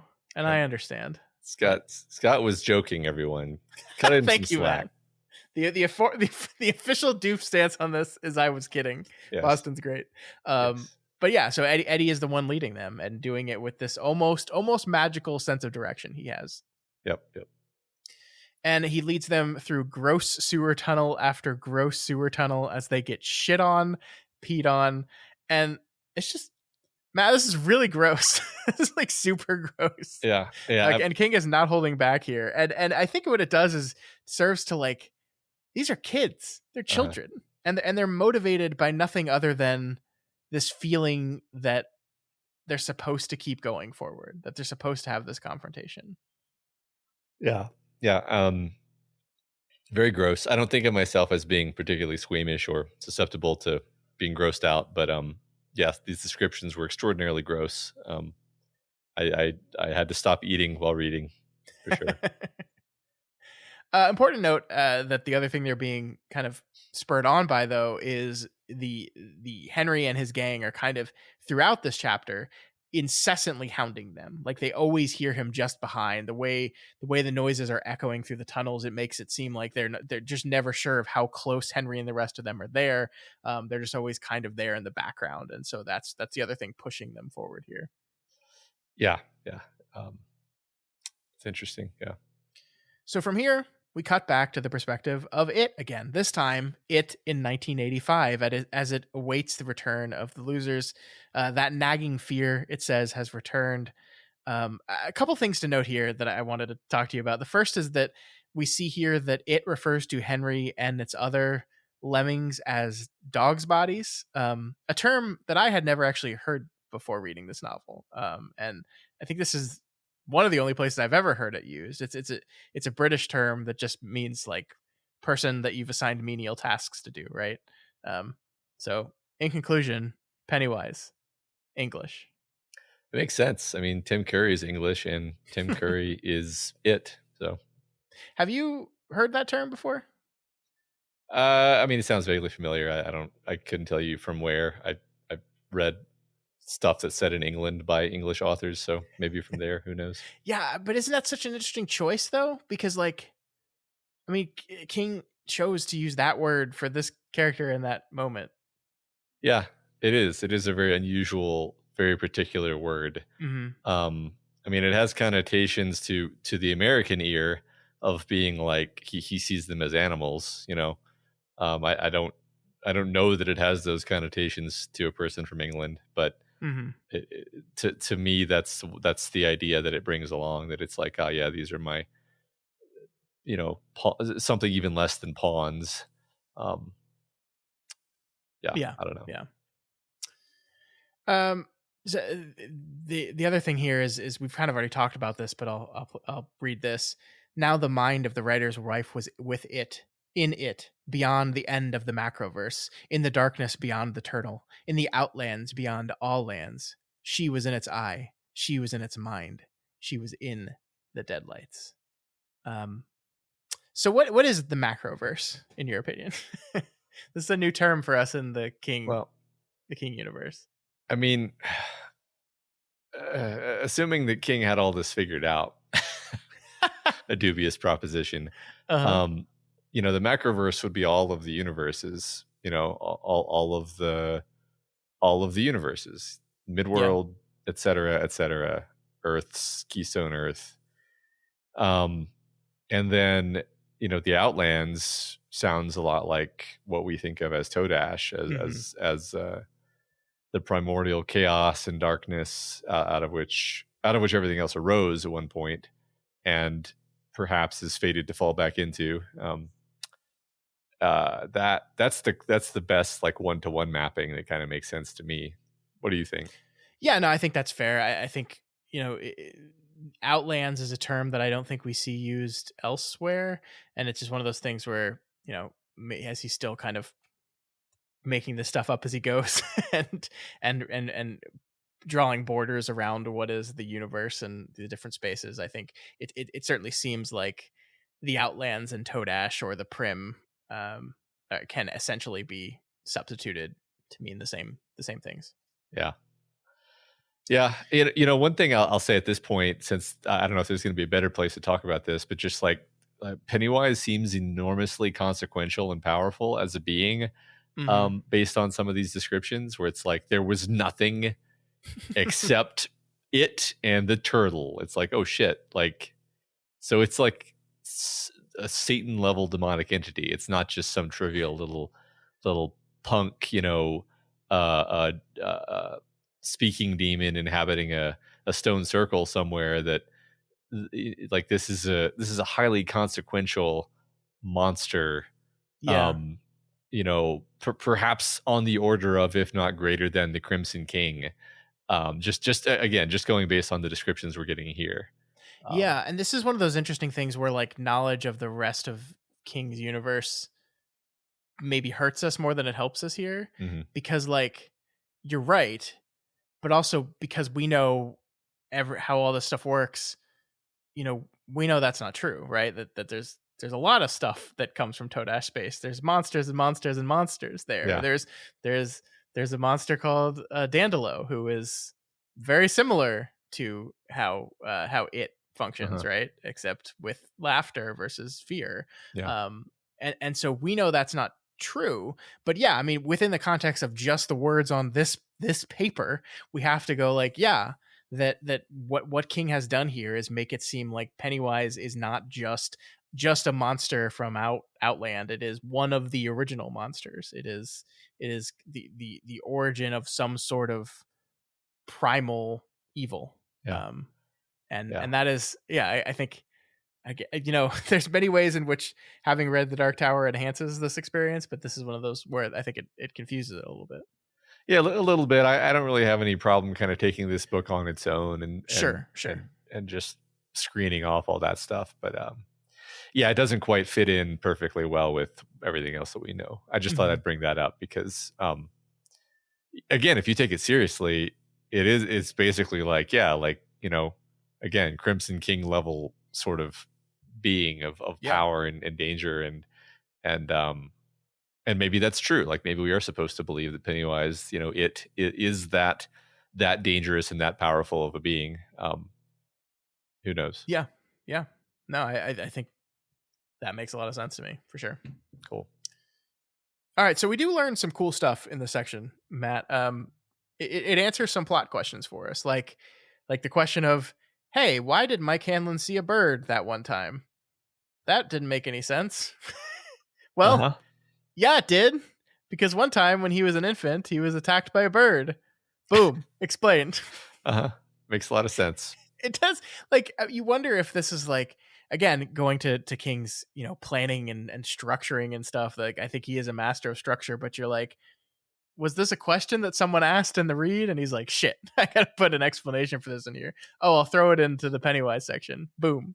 Done. But but it only halfway makes sense. Because why did his father see the bird? He was also attacked by a bird as a child. Oh, okay. Gotcha. Yeah, no, I mean, I think this is fun. I mean, the thing I enjoy of it actually is this idea that Pennywise says here that like a person's deepest, darkest fears are sometimes not even known to them, right? That like sometimes you are driven and motivated into fear by something that you don't even fully remember. And that is what drives Mike to see a bird here. Yeah, makes sense. But yeah, there's no explanation for Mike's father and why a bird attacked. Sure, I mean, here's the actual explanation, Matt, is that somebody there that night did not like birds and said it's a bird, and then everyone saw a bird. Yeah, and then he ate one of the KKK members, which nobody missed, which is still funny to me. And actually, that was the day that the Hanlons started liking birds. Yeah. When they were murdering KKK members. Yeah. Also, we learned pretty big news. We've mentioned this already, but it is not a he. It's in fact a her, a she, a female. That's news. That is news. Well, I'm going to go out and say you can hardly blame us, since it kind of very commonly, almost uniformly, chooses to take the form of a male appearing clown, either named Pennywise or sometimes Bob Gray. Yeah. So, that's why I called it he. Well, and almost like what does female mean with your Eldritch? Like we see later that it has an egg sac and it's laying eggs, but it's like, it's not like those eggs were inseminated by another thing, right? Like it's she is almost meaningless here. It's more of a it's an it. It's an it. It's a God, I'm blanking on the word for this, but whatever single celled life forms are, where it just sort of splits into two things. Yeah. There's a word for this. Jeez, I'm gonna kick myself later. I'm blanking on it too. I'm letting you down. I'm sorry. Yeah. whatever. I mean, there's asexual reproduction. Is that what you're referring to? Yes. I mean, that doesn't feel like the word that my brain wanted, but that's the thing that we're talking about. So yes, Yeah. sure. Yeah. Yeah. Yeah, so that's new. I mean, I think we'll have more to do with that later when we see that it not only is it quote unquote female but pregnant, and what that means. Which we don't have a lot to do with that right now, but it's important for sure. Yep. This is of course also the part where we are told the fate of Audra and Tom. We've already talked about that a little bit, so we won't bring it up here again. But dead, Dead. all dead. Mind eaten, dead, etc. Yeah, what a waste. what a waste. I mean, Yeah, it's like what a waste, like, of a life of like Audra just dying pointlessly, and then like what yeah, a tactical waste of Tom as a potential asset, as we talked about yeah. before. Did you? I mean, like I know we talked about this slightly already, but like, are you disappointed that we didn't have a Tom Bev confrontation? Maybe a little. Like I really did think we were going to get that scene where Mm-hmm. Tom confronts them, or tries to kill Bev, and the losers have to defend her from him, and it's like the scene writes itself. Honestly, Yeah, yeah, it's such a like I can see it in my head so clearly that not getting it was a bit of a letdown. But then I guess part of me is always like, well, Matt, if it was so obvious, then maybe that's why King wanted to avoid it. Like, because he doesn't like to just do exactly the expected thing. Like yeah. I don't know. I don't know. Also, I just like from a character perspective, like I don't know what it does for Bev that we haven't already done Mm-hmm. through other things. Like she starts the book beating the shit out of Tom and running away from him, right? And so like what would the confrontation be here for her arc? Like the truth is that her relationship with Tom is not about Tom. That her relationship with Tom is about her father Yeah. and the things her father did to her as a child, and the things Henry did to her as a child. And so the conclusion, the climax of that arc is not actually a confrontation with Tom, but a confrontation with the ghosts of that past, which is what she's been doing the entire book. So yeah, I agree with you. It seems like the obvious thing to go. The second you see Tom coming back in the story, it just seems like, oh, this is what we're doing. But yeah, when you step back and look at it, you're like, well, but what would that have been? And if it was really just about Ben and Ben like getting to be the hero, it's like, well, is that what Ben needs actually to get to live out his childish dream?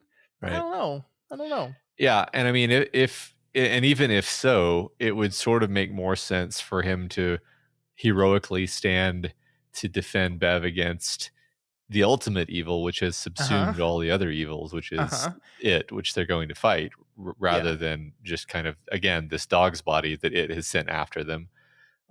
So if Ben's gonna get that moment, it's not going to be against Tom; it's going to be against it. And again, I actually kind of agree with you that, like, I'm not entirely sure that that's what Ben wants, but not what he needs, story wise. But we'll see. Mm-hmm. Yep. No, I totally agree. This is why, this is why I love these conversations, because have these things that just on the surface feel disappointing. I think we had a very similar conversation about the confrontation with the Crimson King and the confrontation with Randall Flagg, and it's like, on the surface, it's like, yeah, that was disappointing and lame. But when you step back and be like, well, but how else could it have gone? Yeah. I think it makes things a little more clear. Yeah. I mean, I think this is a rule for enjoying fiction more, actually, is to be like, okay, that thing you think you wanted, really imagine how that would have gone. Yeah. And then realize that would have been stupid. Yeah. No, you're right. So I really liked this little bit here as well. But together they had discovered an alarming secret that even it had not been aware of, that belief had a second edge. If there are 10,000 medieval peasants who created vampires by believing them real, there may be one, probably a child, who will imagine the stake necessary to kill it. But a stake is only stupid wood. The mind is the mallet which drives it home. I love this. I mean, this is a thing that like you and I have been talking about, and I think the book has been kind of reckoning with for the entire time. The idea of belief and the power of belief, and the way in which belief can be a weapon and its weapon, but also its weakness. Um, but King, does the thing where King likes to do, which is like he doesn't want there to be any confusion, especially as you move into the climax. He wants to make this clear and textual, and so he has via this it section just spell it out for us a little bit here. Yeah. And it's great. It's great. I love it. No, and it's so concise. It's such a concise way of retroactively fitting so many of the conversations we've had over the last few years about how King treats belief in his stories and the Yeah, power of yeah. it.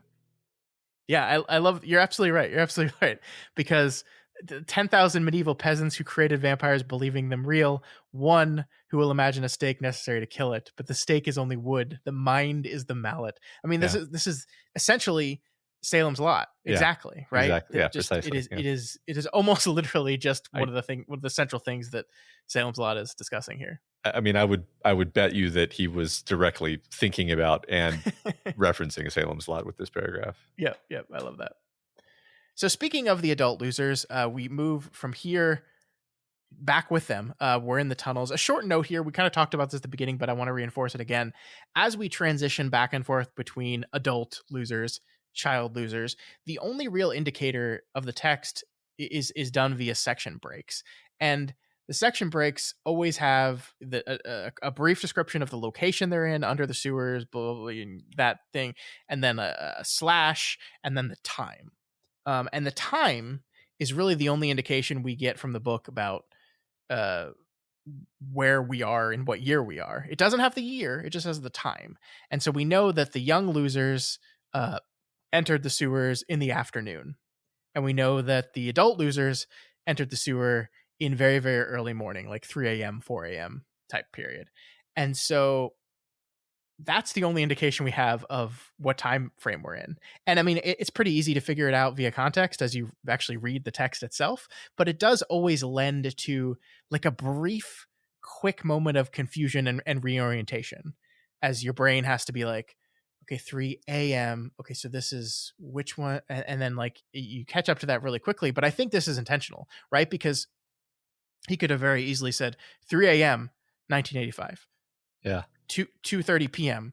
1958. He wants you to be a little off kilter here. He wants you to have that brief moment of having to recenter yourself in the year and time and place you're in, because these two things are mixing together. Yeah.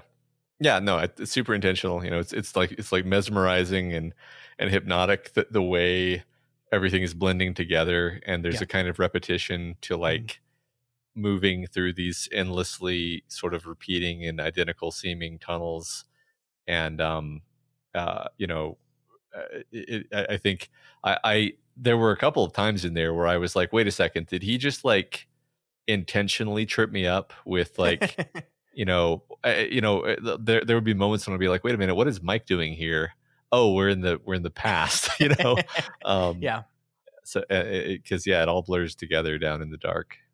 Yeah, I mean, and he does the thing that he did, earlier in the book as well, where some of these section breaks and transitions happen mid-sentence. So it's like literally in the middle of a sentence, we cut to 85 or 58. Yeah. And that helps with that intentional disorientation, I think. What do you think about it? Like, is there something like thematically or symbolically significant to the fact that the adults are there in AM, the kids are there in PM, the adults are there in early morning, the kids are there in late or early to late afternoon? I couldn't come up with anything myself. This is why I'm asking you the question. I mean, I don't see anything obvious. I could sort of make something up about beginnings and endings or whatever, but it doesn't really line up properly in my head. So I'm like, no, I don't think so. I think it's just the necessity of the story is kind of how it ended up being.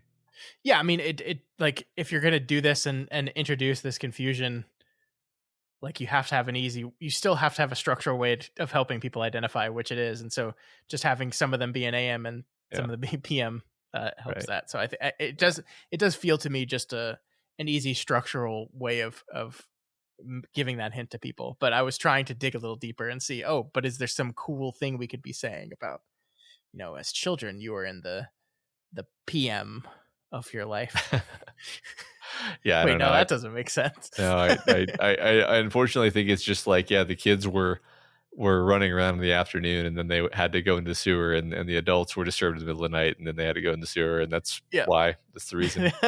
I know. Yeah, I'm just trying to be clever, I and know, it I doesn't know. always work. Yeah, sometimes it's worth it to try. I didn't get anything though, so Yeah. So we're with the adult losers, and we see here that Bill is rushing ahead of the rest of them, trying to get to Audra as fast as possible, leaving his team, his circle, behind. Fortunately, they are finally able to kind of talk him down and slow him down, and he agrees to wait for them to catch up. We see also here, Matt, that they pass by the bodies of Belch and Victor, which the text describes as like Peter Pan's wild boys, in that they still look like the kids they were when they died. So I say this just to reinforce this idea of Peter Panning is not one that's not supported by the text. There's yeah, a lot of imagery going on here with that kind of thing. it's a good point. Yeah, So they continue down the tunnels as we transition to the 1958 version of themselves. These kids are now wandering under the city for what seems like hours and hours and hours, to the point where they've transitioned from being in sewers to being in something else, something weird. love it. I mean, it Yeah. reminds me of, the times in Black House, and even in this book when they went into the other house, where you've passed beyond the strict boundaries of our world into a place between here and Todash. And I Mm-hmm. think it's always very fun when we do Yeah. this. And I really like this too. Bill asks them, "How are you guys doing?" They murmured replies, and he nodded in the dark. No panic, and no tears since Stan's. That was good. He felt for their hands, and they stood together in the dark that way for a while, both taking and giving from the touch. Bill felt clear exultation in this, a sure sense that they were somehow producing more than the sum of their seven selves. They had been re-added into a more potent whole. I love this, man. I love that, like, the book allows for the recognition that they all have the upper hand here, actually, and that they're going to win. And that's because we already know that, because that's the way the book works structurally. We know they're going to win the day here. We know Yeah, they're going to confront it and they're going to win. The real suspense of this moment in the story is what's going to happen with the adults, not with the kids. Now, of course, there's a lot of suspense with exactly how it happens with the kids, because that's the one mystery that not even the adults have unlocked quite yet. But that the book allows us to kind of bask in the glow of their power, I think is really cool, because they're super powerful, and they're confident, and it's not that it's not going to be scary, but they're going to win. We know it. yeah, yeah. There's I don't know. It's important to make it not seem so dour and dreadful and hopeless, right? Yeah. I think it's just good tone management to um, slightly lighten it up with us, if only so you can bring us back down later, right? Just Yeah. but just like monotonous, dreary hopelessness is actually you just get bored of it.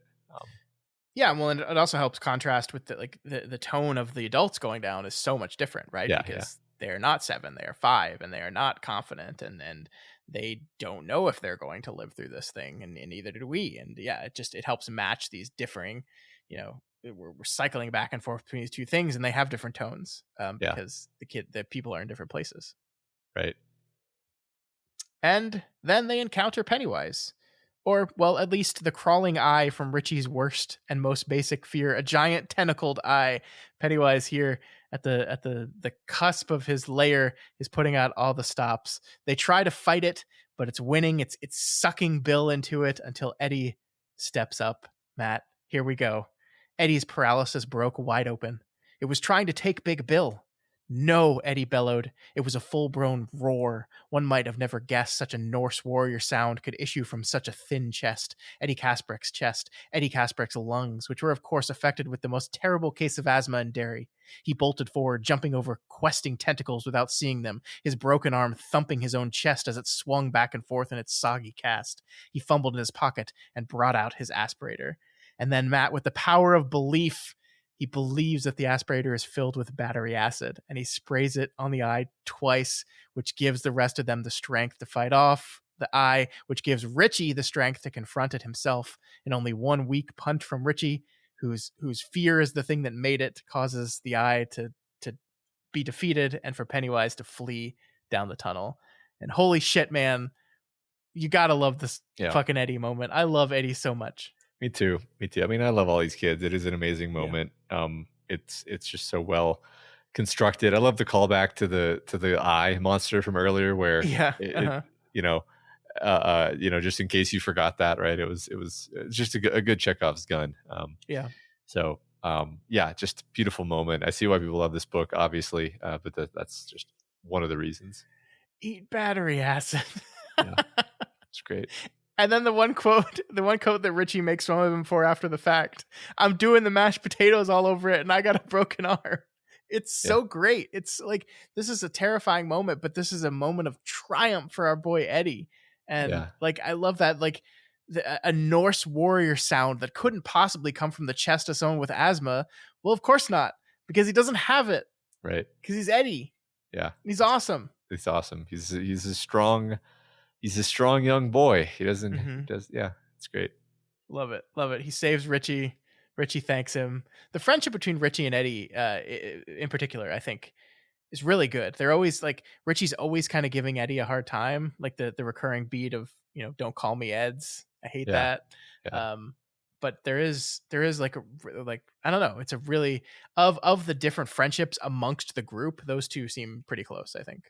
Yeah, I agree. I think Richie has strong, unique friendships with everyone because he's Richie.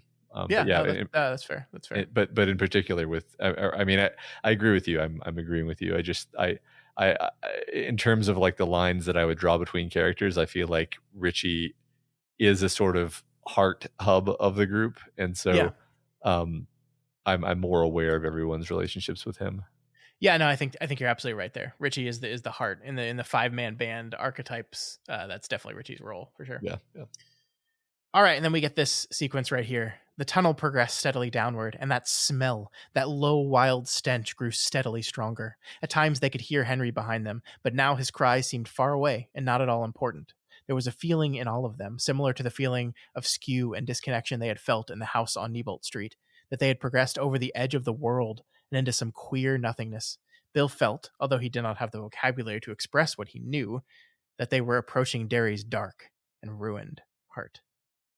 Just, once again, man, just round of applause for Mr. King on that. Like, I don't know, like there's moments in this book that take my breath away with just like the construction of sentences. Like, this is like Derry's dark and ruined heart, the edge of the world. Like, just even the parenthetical here, although he did not have the vocabulary to express what he knew, like he still feels this important moment.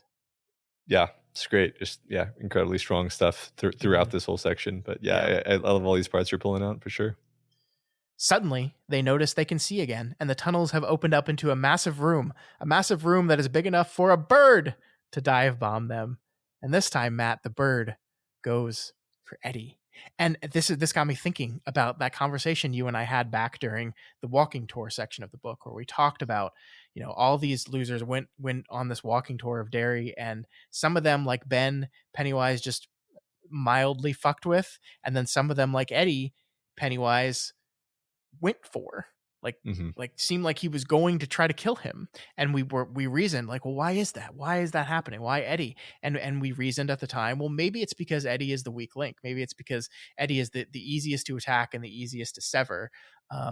And perhaps this moment reinforces that it's perhaps the opposite. Like we see here that Eddie is basically single-handedly defeated the eye. The bird attacks him first, right after that. So it seems to me that it was actually recognizing Eddie's strength and being like, no, I got to get this one first, quick, or I'm screwed. Yeah. And that kind of makes you recontextualize the way in which it has treated Eddie in 85, I think. Yeah, maybe it always detected the strength inside him, and the bullies also went after Eddie harder than anybody else too, right? Because they broke his arm.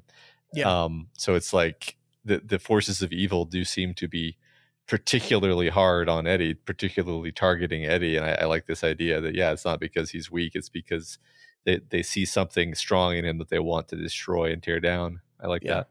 Yeah. So this time, however, Stan steps up. It's not Eddie's turn to be the hero, it's Stan's. And he looks at the bird and he shouts his belief in birds. Real birds, not this fake imitator of a bird. And it works. It drives off the stupid bird. And I have to be forced to ask you a question, Matt. Did Stephen King just make birding cool? Yeah, he did. Got a lot to think about. I know. If birding can save your life, do we all owe it to ourselves to take up the hobby? I mean, is it possible to just like think birds are cool and not go all the way, you know? No, you either have to be indifferent towards birds or you have to obsessively hunt birds down. Okay, well, I guess I'm a birder. Those are the only two choices. I'm sorry. Guess I'm a birder now. I don't make the rules. Let's see. Let me look outside and see if I see any birds. Oh, it's dark. It's dark. Well, I'll start tomorrow. Okay. I do like that. Like, it's not like he even has to fight the bird. He's just like, you're not real, and it leaves. Mm-hmm. I mean, it makes sense, right? It's just funny. It's just cool. Yeah. No, yeah, it's just the power of, like, he didn't even have to hold up the book this time, right? He just says, I believe in cool birds, not stupid, lame birds. Yeah. Get out of here. Yeah. It does get a good swipe at Eddie before it goes, though, but he seems okay. Poor Eddie really takes the licks, though. I think you're right about that. Yeah, he does. So once again, Matt, and I want to talk about this with you briefly, they hear Henry behind them, screaming, mad. And this is really funny to me because, like, when Henry told the story of what happened down in the sewers with him and Belch and Victor, wasn't quite what we're seeing here, right? Like, he said that they're in the sewers, they're chasing after them, and then the next thing, like, they get, suddenly there's a Frankenstein there. It rips Victor's heads off. It slashes at Belch's face and carves it out. And then Henry takes off running. In his panic, he gets lost. And then the next thing he remembers is he's out of the sewers in the river and he goes home and gets arrested. But we're seeing it play out here. He's a presence the entire time. He's constantly hunting them the entire time. And there's a moment when I think he says, like, me and Belch are going to come get you. And it's after the Frankenstein incident. And it's like, is Henry just insane, or some of these Henrys that we're hearing shout here not even really Henry? And then there's the interesting wrinkle of when we get to the door and symbol on the door, the book tells us that Henry gets to the door as well, and he sees the symbol on the door as well, so he gets that far into the sewers. I don't know, just interesting stuff. Who knows? Yeah, I think my original assumption was that a lot of the noises they were hearing were fabrications of it, because it loves to do that specific thing. But then the fact that the text says that Henry saw the door, it's like, well, yeah, maybe he did all this and then he forgot it in the same way that everybody forgot most of what happened down underground. Yeah. Little inside baseball and script preparation for you. I wrote out a big long thing where I made that exact argument and then continued on, got immediately to the section with the door where it said what Henry saw and said, shit, I guess I'm wrong there, and deleted it all. Yeah. I mean, who knows? You know, it's magic, magic shit, man. Sure. Yeah. Speaking of this door, though, finally the losers get to the wall with the small door that we saw in Audra's dream, a door made only for children. There is a curious symbol marked on the door, and every one of the losers looks at that symbol and sees something different. Bill sees a paper boat. Stan sees a bird rising towards the sky. Michael sees a hooded face, that of crazy Butch Bowers, perhaps. Richie sees two eyes behind a pair of spectacles. Beverly sees a hand doubled up into a fist. Eddie sees the leper. Ben sees a tattered pile of wrappings, and as we mentioned, Henry, when he comes and sees it later, sees a moon. This symbol, Matt, it looks like a Chinese symbol. It's not. It's made up. Okay. But we don't get to see what it means. Yeah, so I didn't do any research on this because I don't like to spoil myself for no reason, sure. But I was wondering if you were going to lay some knowledge on me here and say, this is the Japanese symbol for imagine your worst fear or something. Yeah. I did do some research into this, and I found a thread by a guy who had gotten this tattoo on his arm when he turned 20 because it was like one of the most important books to him, and like spent a long time trying to research what it actually meant just to after the fact just to Uh-huh. make sure that he doesn't have a tattoo on it that like says in Mandarin stupid idiot or Uh-huh. something. And I think he had some complex theory about how it's really close to a symbol that would mean child without an arm. Um which he was like, ah, yes, that makes sense because Georgie and like, but then there are a bunch of other comments that was like, that doesn't make any sense, man. I think you're reaching. So, yeah, I mean, nothing in my research has found that this has any specific meaning. It is a symbol, no spoilers, that we see in at least one other Stephen King novel, not one that you've read. Uh, so it is a recurring symbol that we see elsewhere, but no, we don't get to see it. It just, yeah, the book kind of just says it means you see what you fear. Yeah. Yeah. Sure. I mean, that's cool. I don't think it needs to mean anything. I was just looking up what child looked like, and it's like, yeah, nah, I don't know. Maybe kind of looks like child. You could If say you squint, it does kind of look like the symbol for child. I don't see the without an arm. I kind of vaguely see the symbol for child because it is a door for children, but mhm. it's not really right. And like the symbols in Mandarin have to be pretty precise. Oh, whatever, it's fine. It's a magic symbol. It's a magic rune. It's speak friend and enter. It's magic. It's not meant to be of this earth. I feel. Yeah, Um, yeah. It just so happens to look vaguely similar to a white American to a Chinese symbol in uh my incorrect estimation, right? Yeah, yeah. Just one minor note in this bit you just read here, which it actually did jump out to me during the reading. It's not just that I'm noticing it now, is that this is one of the relatively rare times that Mike is referred to as Michael. It's not that it never happens, especially in the narration. It's more likely to happen in the narration that he's going to be Michael than Mike. But it felt like a moment of like real gravity and um it made this moment land harder, that it was, oh, he's Michael now, we're using Christian names. Sure. um Yeah, no, that's a good point.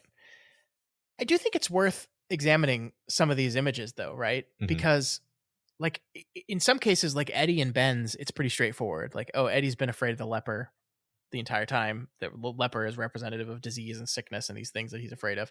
Ben sees the tattered pile of wrappings from the mummy. But then you get things like Richie. Richie saw two eyes behind a pair of spectacles. Huh. Like that's not the eye, right? Yeah, That's a person wearing glasses. yeah. Huh. So I mean, I feel like a lot of Richie's alienation comes from the fact that he wait Richie's the one who wears glasses, right? Like Yes, that's yes, the whole yeah. point. So yeah, like his fear has to do with like feel with the fact that he wears glasses. So it's not that he's even the fear of the eyeball, I think, is wrapped up in a sort of higher level fear about how he's perceived Sure. negatively. hmm Yeah, and I think you're right. And Bev's makes sense. A hand doubled up into a fist. Mhm. Abuse against her, physical violence against her. Stan being a phoenix is interesting. Yeah, I think that would be a lot more mysterious to me if we hadn't just seen the scene where he gets really mad at the idea of like a fantastic bird as opposed to like a real bird. Yeah, So yeah, if no, he, that makes sense. yeah, Yeah, it's like I like birds, but like the coolest bird to me is a phoenix, and Stan would be pissed at me 'cause he's like, yeah, "That's stupid. That's not it's a real it's bird." not a bird. Yeah, Yeah. No, yeah, I like that. I hadn't seen it from that perspective, but no, I agree with that. That's yeah. great. Yeah, Cool. yeah. So from here we leave the children behind as they crawl into the lair of it. We cut back to the adults. They've passed that space, that moment of confrontation with the eye, and having found Audra's wedding ring, we kind of join them here as they're still trying to figure out how and the why of her being here. Who could have brought her down here? Bev actually guesses correctly right away. She said, "Oh, Tom was I told Tom where I was going. I told Tom I was coming to Derry, so it could have been Tom." And I love this line here. Jesus, what is this? Some kind of soap opera where everyone turns up sooner or later? Richie says. Not a soap opera, Bill said, sounding sick. A show, like a circus. Bev here went and married Henry Bowers. When she left, why wouldn't he come here? After all, the real Henry did. I love that idea of like once again enforcing this idea that this is a show, this is a performance, this is goes back to our original our self-defined definition of ka, right? Being just like the thing that is going to drive the story forward is what makes for the best story. And it's like Yeah. our characters are looking at this and be like, of course he's going to show up. This is what makes the play the best. This is what makes the best story is Tom showing up again, Uh-huh. is Audra showing up again. Yeah, no, that's true. That is a form of ka. You're totally right. Yeah. So as they try to remember exactly how they defeated it the first time, something comes shambling towards them out of the darkness. But first, we leave them behind and cut to a different section marked Derry, 5 o'clock a.m. We see here that this is like King has done with seeing cutting to sections that are just like, this is the town reacting to something. This is Derry reacting to what's going on in 1985. We learn here that something is wrong in Derry, Matt. Well, besides all the bad things, something specific is wrong here. The bell at the Grace Baptist Church does not ring in the 5 o'clock hour. The bell always rings, but today it doesn't. All the elderly citizens of Derry wake up disturbed, and one of them thinks, we're in danger. All of us. Derry. And this is great, Matt, because let's be clear here. The citizens of Derry are not in danger of it. They're in danger of it losing, right? If it is Derry, and the text is made as clear as possible that it is, what happens to Derry when it dies, right? So Yeah. I love this as this building ominousness of this confrontation that could destroy Derry as we know it. Yeah. Yeah, and when you say destroy it as we know it, like, does that mean, like, is it going to open up into a yawning pit in the earth? It's like, I don't think so, because I've read Insomnia. But it may redefine what Derry is in a way that is uncomfortable for the people who live there, perhaps, at some metaphysical level. I don't know. It's interesting. Despite the fact that I did read Insomnia, I don't really remember, like, what is the consequence, here. It is in there. You did at one point know this. Okay. just so you know. Just to torture yourself with that a little bit more. I think I probably like intentionally flushed it out of my brain because I wanted to not know anything about it so that I could have a fresh experience. Yeah, that's fair. That's fair. All right. So back with the adults in the tunnels, we learn that the thing shambling towards them is Georgie. This, of course, makes perfect sense if you think about it. Like, oh yeah, this is Pennywise in this moment before they get there. Really, they're really pulling out all the stops. Georgie turning the screws. He blames Bill for his death. I really love this moment, actually, though, where Bill, like, when confronted by Georgie and confronted by the words Georgie is saying, realizing his worst guilt and fears of this is all my fault. I did this. He says, "Oh, my friends are gone. They've left me." And it's a fate that he feels like he deserves. But suddenly they're there again, and he's like, "What are you doing here? How could you stay here after learning what I did to my brother?" And it's just it's really wonderful moment where it's like, once again, I think we talked about this months ago about like Bill needs to learn to lean on the people around him. He can't always lead from the front. He needs to lead from the middle sometimes. And this is this moment where he is in his worst confrontation, and the way he overcomes it is by those people. They surround him, they help him up, they save him. Yeah. Overall, great moment. Just loved it. I think this is a kind of final resolution to the setup back where Ben first broke down over the guilt surrounding his brother's death.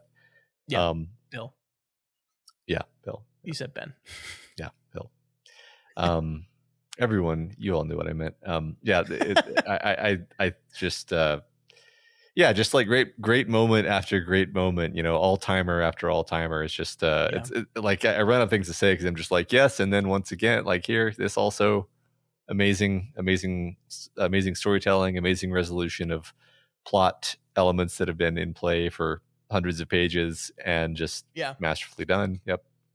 Yeah, we see he pulls out he thrusts his fist against the post mnemonic and screams it at Ghost Georgie. Working out all the rage and guilt and anger from a lifetime of trauma against this fake version of his brother. and defeats it. Yep. He grabs at it, but it flees, and the losers are left alone. And this is where we leave them in this chapter. I love this so much. And then they were around him, his friends, and no one lit a match. And someone held him. He didn't know who. Beverly, maybe, or Ben, or Richie. They were with him, and for a little while, that darkness was kind. Ugh, ugh, Yep. Love it. great, love it. So in 1985, Matt, a storm has come to Derry, and it's getting bad. People are starting to worry about a flood or worse. And in Mike Hanlon's hospital room, one of Penny's wisest dog's bodies has arrived to finish the job. Uh-oh. Uh-oh. Oh, I'm worried. What's going to happen?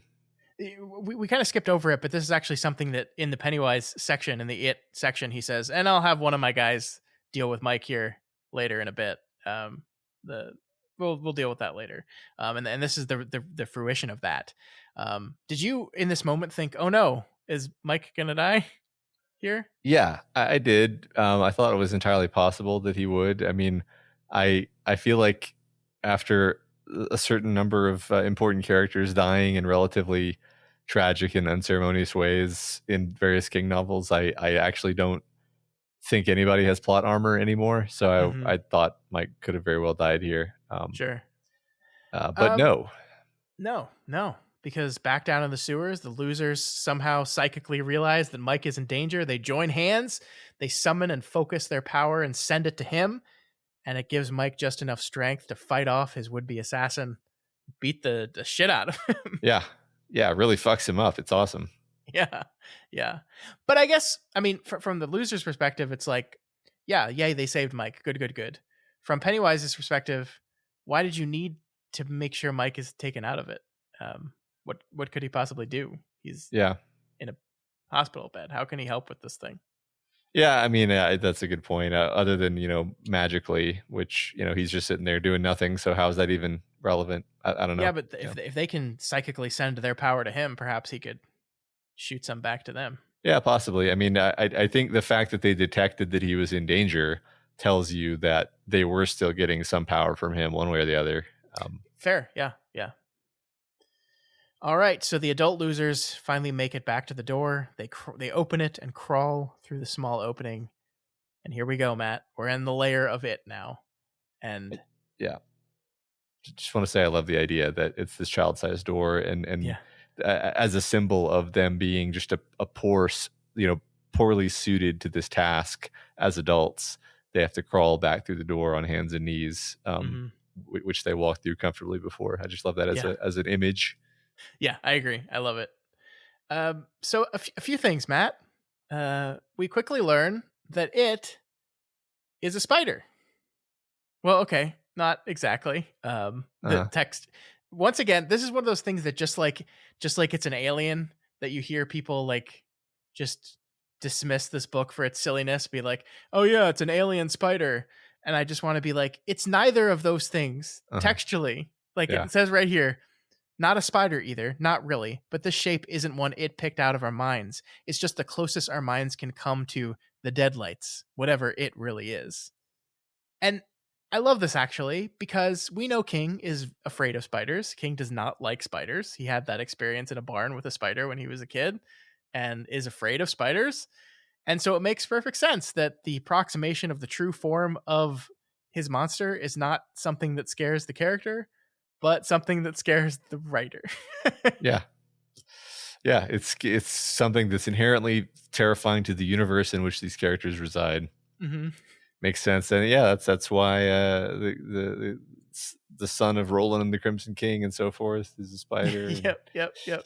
And lots of spiders. Lots of spiders. Spiders in caves that people have to go fight with. I'm trying to make a Lord of the Rings reference here. Just fill in the blank. Can't believe the final confrontation of this 1,000-word book is just Sheila.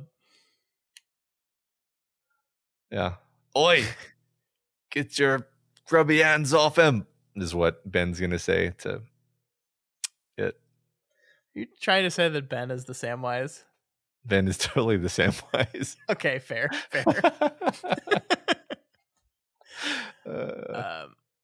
So I mean, I think that the spider imagery is cool because, like, we it's textually see here that this is not, it is not just a spider. It is just, this is a 3D approximation of what it actually is. Yeah. But it also allows us to do a lot of cool imagery stuff with spider stuff. Like, it's got all of its victims in webs, Yep. just hanging around the lair. It comes scurrying and skittering down some of its webs to attack them. Like, it's just, it allows us to use a lot of this bug imagery in really cool ways, that is creepy and uncomfortable. I think it's cool. I people like to roll their eyes at it, and I don't know, I think it's cool. I thought that all of the bodies are going to be floating in water in like a giant pool or something, but I like the idea that they're all like hanging, because that's another interpretation of we all float, floating in the air. The other detail I like about this is, along the lines of what you're saying, that it's not a spider, it's a projection from some realm of cosmic unknowableness, that like even its saliva and like its venom and like it's just the fluids dripping off of it are like alive and full of malice. I just think that's a great image. Yeah, no, I agree. It's really great. We also see that Spider It has an egg sac of sorts. Like, we've already known this. It's a girl, but it's pregnant, as we said. And I love this line here that only Stan realized that, right? That's why, the big kind of, I guess, unanswered question of the promise and everything is, Stan was the one that led it. Stan was the one that cut their hands, and Stan was the one that made them promise. And it always seemed oddly out of character for Stan to be the one running that particular show. And we learn here the reason is because Stan was the only one that noticed that it had eggs and was pregnant, and therefore would return. Maybe not it itself, but it's one of its offsprings. Yeah. And I guess, are we to assume that Stan didn't tell the others? I guess we'll find out later, but yeah, I don't know. I don't remember myself. So we'll see. Okay. So Bill steps forward to confront it as the rest of the losers rush to his side. It's finally showtime. Let's go. Here is how the chapter ends. Got to become a child again, he thought incoherently. That's the only way I can keep it from driving me crazy. Got to become a kid again. Got to accept it. Somehow running, shouting Bill's name, vaguely aware that Eddie was running beside him, his broken arm flopping, the belt of the bathrobe Bill had cinched around it now trailing on the floor. Eddie had drawn his aspirator. He looked like a crazed, malnourished gunslinger with some weird pistol. Ben heard Bill bellowing, "You killed my brother, you fucking bitch." Then it was rearing up over Bill, burying Bill in its shadow, its legs pawing the air. Ben heard its eager mewling, looked at its timeless, evil red eyes, and for an instant did see the shape behind the shape. Saw lights, saw an endless, crawling, hairy thing which was made of light and nothing else. Orange light, dead light that mocked life. The ritual began for the second time. And then that's where you had to stop reading, Matt. Sorry about that. Yeah. I feel real bad about that. For weeks and weeks and weeks, for the entire life of for the entire life of a human being, I have been waiting. Yeah, that's true. One particular human being. Yeah. But, she was pretty indifferent towards that. Yeah. I that wait. She and I are gonna have words about this someday. Oh man. Great end, great setup. Tee up for the final confrontation coming in these next few chapters next week. Yep, that's really great. We still have no idea how it's going to go down, but here our characters are, and we'll see how the kids defeat it. It's the ritual of Chud. Yep, of Jude. No, we're gonna call it Chud. I've decided. Oh, okay. Have you gotten to the point? Like, how does Steven Weber pronounce it in the book? I think Chud, actually. I hate that. I know. I'm going to call it Chud. Okay, you can call it Chud. I'll call it random things that change each time. That sounds like us. Sounds good. All right, Matt, that is it. As we said, next week we're going to finish the book. So we'll do chapter 22 through the end of the book. Wow. Awesome. It's finally coming to an end. 1,000 pages. We're here. I'm excited. I can't wait. I don't know that I clicked that was the case until right this moment, realizing that we're going to be done next week. So awesome. Yeah. Great. Yeah. All right. Before we go, though, we do have to discuss these discussion questions that are weeks and weeks old. They're starting to get a little moldy, these answers, but we will read them here real quick. Desiccated and moldy, hanging up in their webs. All right. So, baby, can you? The discussion question was: Who's your favorite extremely pathetic villain? And first answer, Baby Can You Dig Your Sam, says there's really only one right answer to this question, and it's Gollum. I'm pretty sure that he's even called pathetic and pitiable several times by various characters and Tolkien himself. But as I suspect his name might come up more than once, I'll submit for your consideration Mr. Glass from Unbreakable. Sure, he's got the mind of a Moriarty, but the man had a tough life, always an outcast, relentlessly mocked by the other children, always looking for acceptance that would never come. Every risk he takes paid for in broken bones, in pain, and in ridicule, eventually living a completely lone existence, searching for the meaning of why he existed. How could he, the frailest example of mankind, exist without the existence of his counterpart, a superhero? I love this movie, this script, and Samuel L. Jackson's performance. Well, Scott agrees with you. Yeah, you will never find me disagreeing with anything to do about how great Unbreakable is. Love that movie. We here at Doof Media are full M. Night Shyamalan stans. We love just about everything he's done. That's correct. Although, funnily enough, I don't know if we all love. I don't know if either of us. I don't know if our love of his movies overlaps perfectly, but yeah, we do love Shyamalan. No, I think I appreciate Unbreakable more than you do. Yeah. I think like Unbreakable and Signs, I think are on our personal lists flip flopped. Yeah, I think that's accurate. Yeah. I just wanted to say, like, the scene where basically it's about, like, immediately after the birth of Mr. Glass when he's like a baby is like, for me, incredibly powerful. Is that in this movie or is that in the other one? In Glass? Gosh, good question. Don't know. I don't know either. Anyway, I love that scene. I liked Glass a lot too. I like Unbreakable's better than Glass for sure, but I love like we don't have time to go down a whole M. Night Shyamalan rabbit hole, but like even when he's bad, he's bad in wonderful, fascinating ways. He's still better than everyone else. Yeah. Next, we have Jen Cat D, who says Randall Flagg is definitely the most pathetic villain. He has such visions of grandeur for himself, but everything goes to shit for him every time. The mutilation of the judge, Dana's hasty suicide, he can't see Tom for the moon, he chooses the worst minions ever, is thwarted by a giant pile of napkins, works for a guy who gets trapped in a drawing, and gets killed by a baby. What the fuck, RF? Get it together.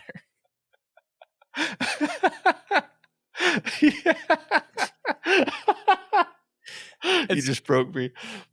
I mean, this, like, it's all true. He's thwarted by a giant pile of napkins. Like, it took me a minute, but yeah, he was. That did happen. Oh my god, it's so true. It's so true. Yeah. People say we need like a Flagg book, and I'm like, do we? This guy sucks. Yeah. He's the brunt of every joke ultimately. Speaking of Flagg, Walking Dude 22 says, Let me start by congratulating Scott and his family on their new addition. Take all the time you need because they don't stay little for long. Yeah, this is the one time in my life like I'm ready to move her along from this phase very quickly. Get me out to 4 or 5 months from now. I'll be happy. Yeah. They say, as for pathetic villains, I'm going to go with 2, Megamind and Despicable Gru. Both fancy themselves villains and revel in their villainy, but given the right circumstances, they turn out to be stand-up guys. This doesn't stop them from making evil plans or getting up to hijinkery, but when it comes to the point, they will decide to help others because it is the right thing to do. Oh man, we were in the doctor's office for something, and Despicable Me was on the TV, and my son started watching it, and oh no. Now see, I confess to you that I like these DreamWorks movies. I think they're fun. I don't have a problem with them. It's interesting. It's interesting to compare these two characters because I can totally see why they would both be appealing to a child, because they're people who are fundamentally, they're hurt and sad, and they and their reaction is to close themselves off and say, I'm going to like sort of get my revenge on the world by just, I'm going to revel in being bad. If you think I'm bad, then fine, I'm bad. I'm going to be bad. And then they realize like, well, no, don't let other people define who you are. You can be, you can be whoever you want to be. And like, it's a good sort of story structure for a kid's movie. And I like it. I like both Sure, movies. yeah, totally. Don't disagree at all. My son liked the Minions when they did stupid Minion things. That's what when he liked. when they said gobbledygook and had Yeah, shot a fart gun at a guy. Yeah. exactly. Well, Yeah. there's something for everyone. The other day, I smelled my son's fart. This may be TMI, but I smelled my son's fart and did you fart? And he goes, yeah. And he was so happy about it. That's delightful. Anyway, Pear Jane says, my pick is Jack Torrance. Jack is arrogant and entitled, and he's also a victim of abuse and never learned how to process his own anger or trauma. Until I was an adult, on probably my 10th reread, I never realized that Jack is supposed to be the villain of the story. In telling the story almost entirely from Jack's perspective, we understand him on a deep level, because Jack is so convinced that his life is something that happens to him, not something that he chooses, that we believe that too. So even when I step back as a spouse and a parent and said, wait a second, Jack, you need to own your shit, I still ultimately feel terribly sorry for him in the end. I feel more sorry for the damaged people he's left in his wake, and I still judge him for his ultimate weakness as a person. But the scene where he tells Danny to run still gets me every time. He was really not very good at loving his family in the practical sense, but he did love them. In the end, he's another pathetic guy who sold the bill of goods known as the American dream, and his fatal flaw is that he never developed the self-reflection necessary to realize that life doesn't actually deliver that dream to your doorstep. Perfectly said. Yeah, Yep. like that's Jack Torrance. That sums him up wonderfully. Yep. Totally. No notes. Totally agree. Talks you that. Is this one of those times where I'm Ron Burgundying and not getting the talks you that? I don't think so. Okay. Anyway, talks you that says, I'm going to go with the Bishop of Aquila. Is that how you say it? In 1985's Lady Hawk with Rutger Hauer, Michelle Pfeiffer, and Matthew Broderick, played by the late John Wood. He was a sadistic, sniveling, wormy, abusive, evil little man driven by lust and greed. Great movie, pathetic villain. Have you seen this movie? I've not seen this movie. No, I've not seen nor can I even think that I've heard of this movie. So I don't even think I've heard of it either. Rutger Hauer, Michelle Pfeiffer, Matthew Broderick. Sounds fun. Directed by Richard Donner of Superman fame. All right, you had my attention. Now you have my interest. Matthew Broderick's character is named Gaston. Okay. All right, we're gonna check this movie out. Getting better and better. Next we have DJ Nedelko. Yep. DJ Nedelko. How's that? Did I do okay? Sounds good. I feel like I can't pick Harold Lauder because we've already talked about him at length during the stand. Baby Can You Dig Your Sam already gave the ultimate answer of Smeagol/Gollum, so I have to go with someone else. The person being the ever so small Lord Farquaad from Shrek. Why can't I talk? He was set up for failure from the start. First of all, the guy clearly had mommy or daddy issues. Most likely never got read to as a child, hence why he wanted to capture all those fairy tale creatures. Second, the guy had a whole army at his disposal and still didn't have the cojones to storm the tower and get the princess. He even had a tournament to pick out another random guy to go do the dirty work solo. Come on, man. Go get the princess on your own. He was definitely teased as a child for his lack of stature. Did he die a virgin? Most likely. You can't tell me he didn't get called shrimp dick at least once a year. I'm sure he knew about all the jokes the castle guards were telling behind his back. And yes, he was a prick, but being bullied for years made him that way. And that is why I feel pity for him. Bottom line, guy was the opposite of an all-star. I'm a believer that this guy was just a monkey. God. Oh, sure. Yeah. I honestly don't think I have ever pitied Lord Farquaad, but this is a very fun answer. Some of you may die, but that's a sacrifice I'm willing to make. I love it. I still enjoy that movie. The first one I thought was a good movie. Yeah, I've seen people recently act like it was never a good movie, and I'm like, no, it's fun. Don't be so serious. The Muffin Man interrogation sequence with the gingerbread, like that's hilarious. Do you know the Muffin Man? Muffin Man? The Muffin Man. It's great. Great stuff. Yeah. All right. Jerk Stabworthy says, this is not my answer because of the nature of this podcast, but because it's the correct answer. Mordred of the Dark Tower is so absolutely pathetic, there is no other way to even describe him. He is pathetic in the sense that he never had a chance to be redeemed. Born to both evil and fate, with a bit of chaos thrown in for good measure, his first instinct was to murder his own mother to survive and hunt down his own father to fulfill some vague prophecy. His remaining third parent is then to become what? A king? God? Final victim? What was the plan, Crimson King? Did you think he would be satisfied with Daddy Roland? And if not, I guess the plan was to just murder him? Bleak. Mordred was destined to die ignominiously, and though he committed one of the most unforgivable murders in fiction history, there is some pity to be found. What a pathetic spider bitch. Yeah, Yes. I mean, Mordred is a great answer for this. He's one of those characters where, like, I think it's fair to say, what was the plan, Crimson King? But it's also fair to be like, what was the plan, Stephen King? uh-huh. And it's not like I love, like, we've talked about it for hours and hours and hours. I love the Final Dark Tower book. I absolutely love it. But there is stuff in there like Mordred where you're just like, what what are we doing with this? What are we doing? And the moments still earn themselves. Like always confrontation with Mordred, I think is this emotional, wonderful moment that I still cry at. But like, yeah, there's a lot of stuff in that book where you're just like, okay, but where are we going? What are we doing? Yeah, it's an interesting book. Yeah, I think we came to some interesting conclusions in there, but it was all pretty complicated. Yeah. Steve Living Room says, I would say Harold and Nadine are the most pathetic villains. They each had many chances to turn their lives around and do good, but each chose the wrong path too many times, which led to their horrible and sad demise. Good answer. I mean, Harold, as someone else has pointed out, is I think one of the perfect, like, shitty, pathetic king villains. Nadine, I think, it's not that I'm saying I disagree, but like I think my feelings about Nadine after that last reread of The Stand with You are so much more complicated than they ever have been. Yeah. Man, what a great character. Yeah, I love those. Yeah, great answer. Because they're both pathetic in their own ways. They're both pitiful in their own ways. Yeah.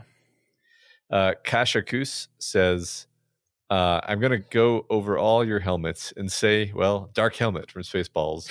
I was debating between him and President Scroob, but Rick Moranis is just too good. Sorry, Mel. Also, Dark Helmet has a counter to Matt's philosophy on evil. Evil will always triumph because good is dumb. May the Schwartz be with you always. Yes. Thank you very much for this answer. Would never have thought of this one, but yeah, I mean, Rick Moranis as like Darth Vader, basically, like that is, you don't have to say anything else. Rick Moranis as Darth Vader. That's patheticness in a nutshell, right? Were you a big Spaceballs kid? Like, I feel like there were two sets of people that, like, those that were obsessed with Spaceballs and those that were like, eh. I think I came to it a little late, but I did really enjoy it when I reached it. But I don't know. See, I was just such a Star Wars kid that the idea of like Spaceballs was always a little blasphemous. But I never disliked Spaceballs. I would put myself more in the category the first time I saw it. Like I saw it late too, and I feel like I was like, it's one of those things where the people I saw it with were like people that thought it was the funniest movie of all time, and so like you can feel them like looking at you, waiting for you to react to jokes, and like it's funny. It's certainly funny, and I've seen it since, and I enjoyed it, but like I was never obsessed with it in the way I saw some people obsessed with it. I feel like my sense of humor was delayed in some ways because I didn't really think it was that funny. I didn't really think like The Princess Bride was that funny the first few times I saw it. Mm-hmm. And of course, these are movies I grew up, and it's like, yeah, they're great. I don't know. Maybe it's just like in movies like that, a lot of the jokes go over your head when you're a kid. So maybe I should be too hard on myself. I don't know. I think Mel Brooks is hilarious, and I think a lot of what he does is very, very funny. And then some stuff is just like, the sequence in Spaceballs where the xenomorph like busts out of the chest and like does a dance on the counter. Yeah. I just think that's silly. Like I never thought, oh god, this is hilarious. I was just like, that's dumb.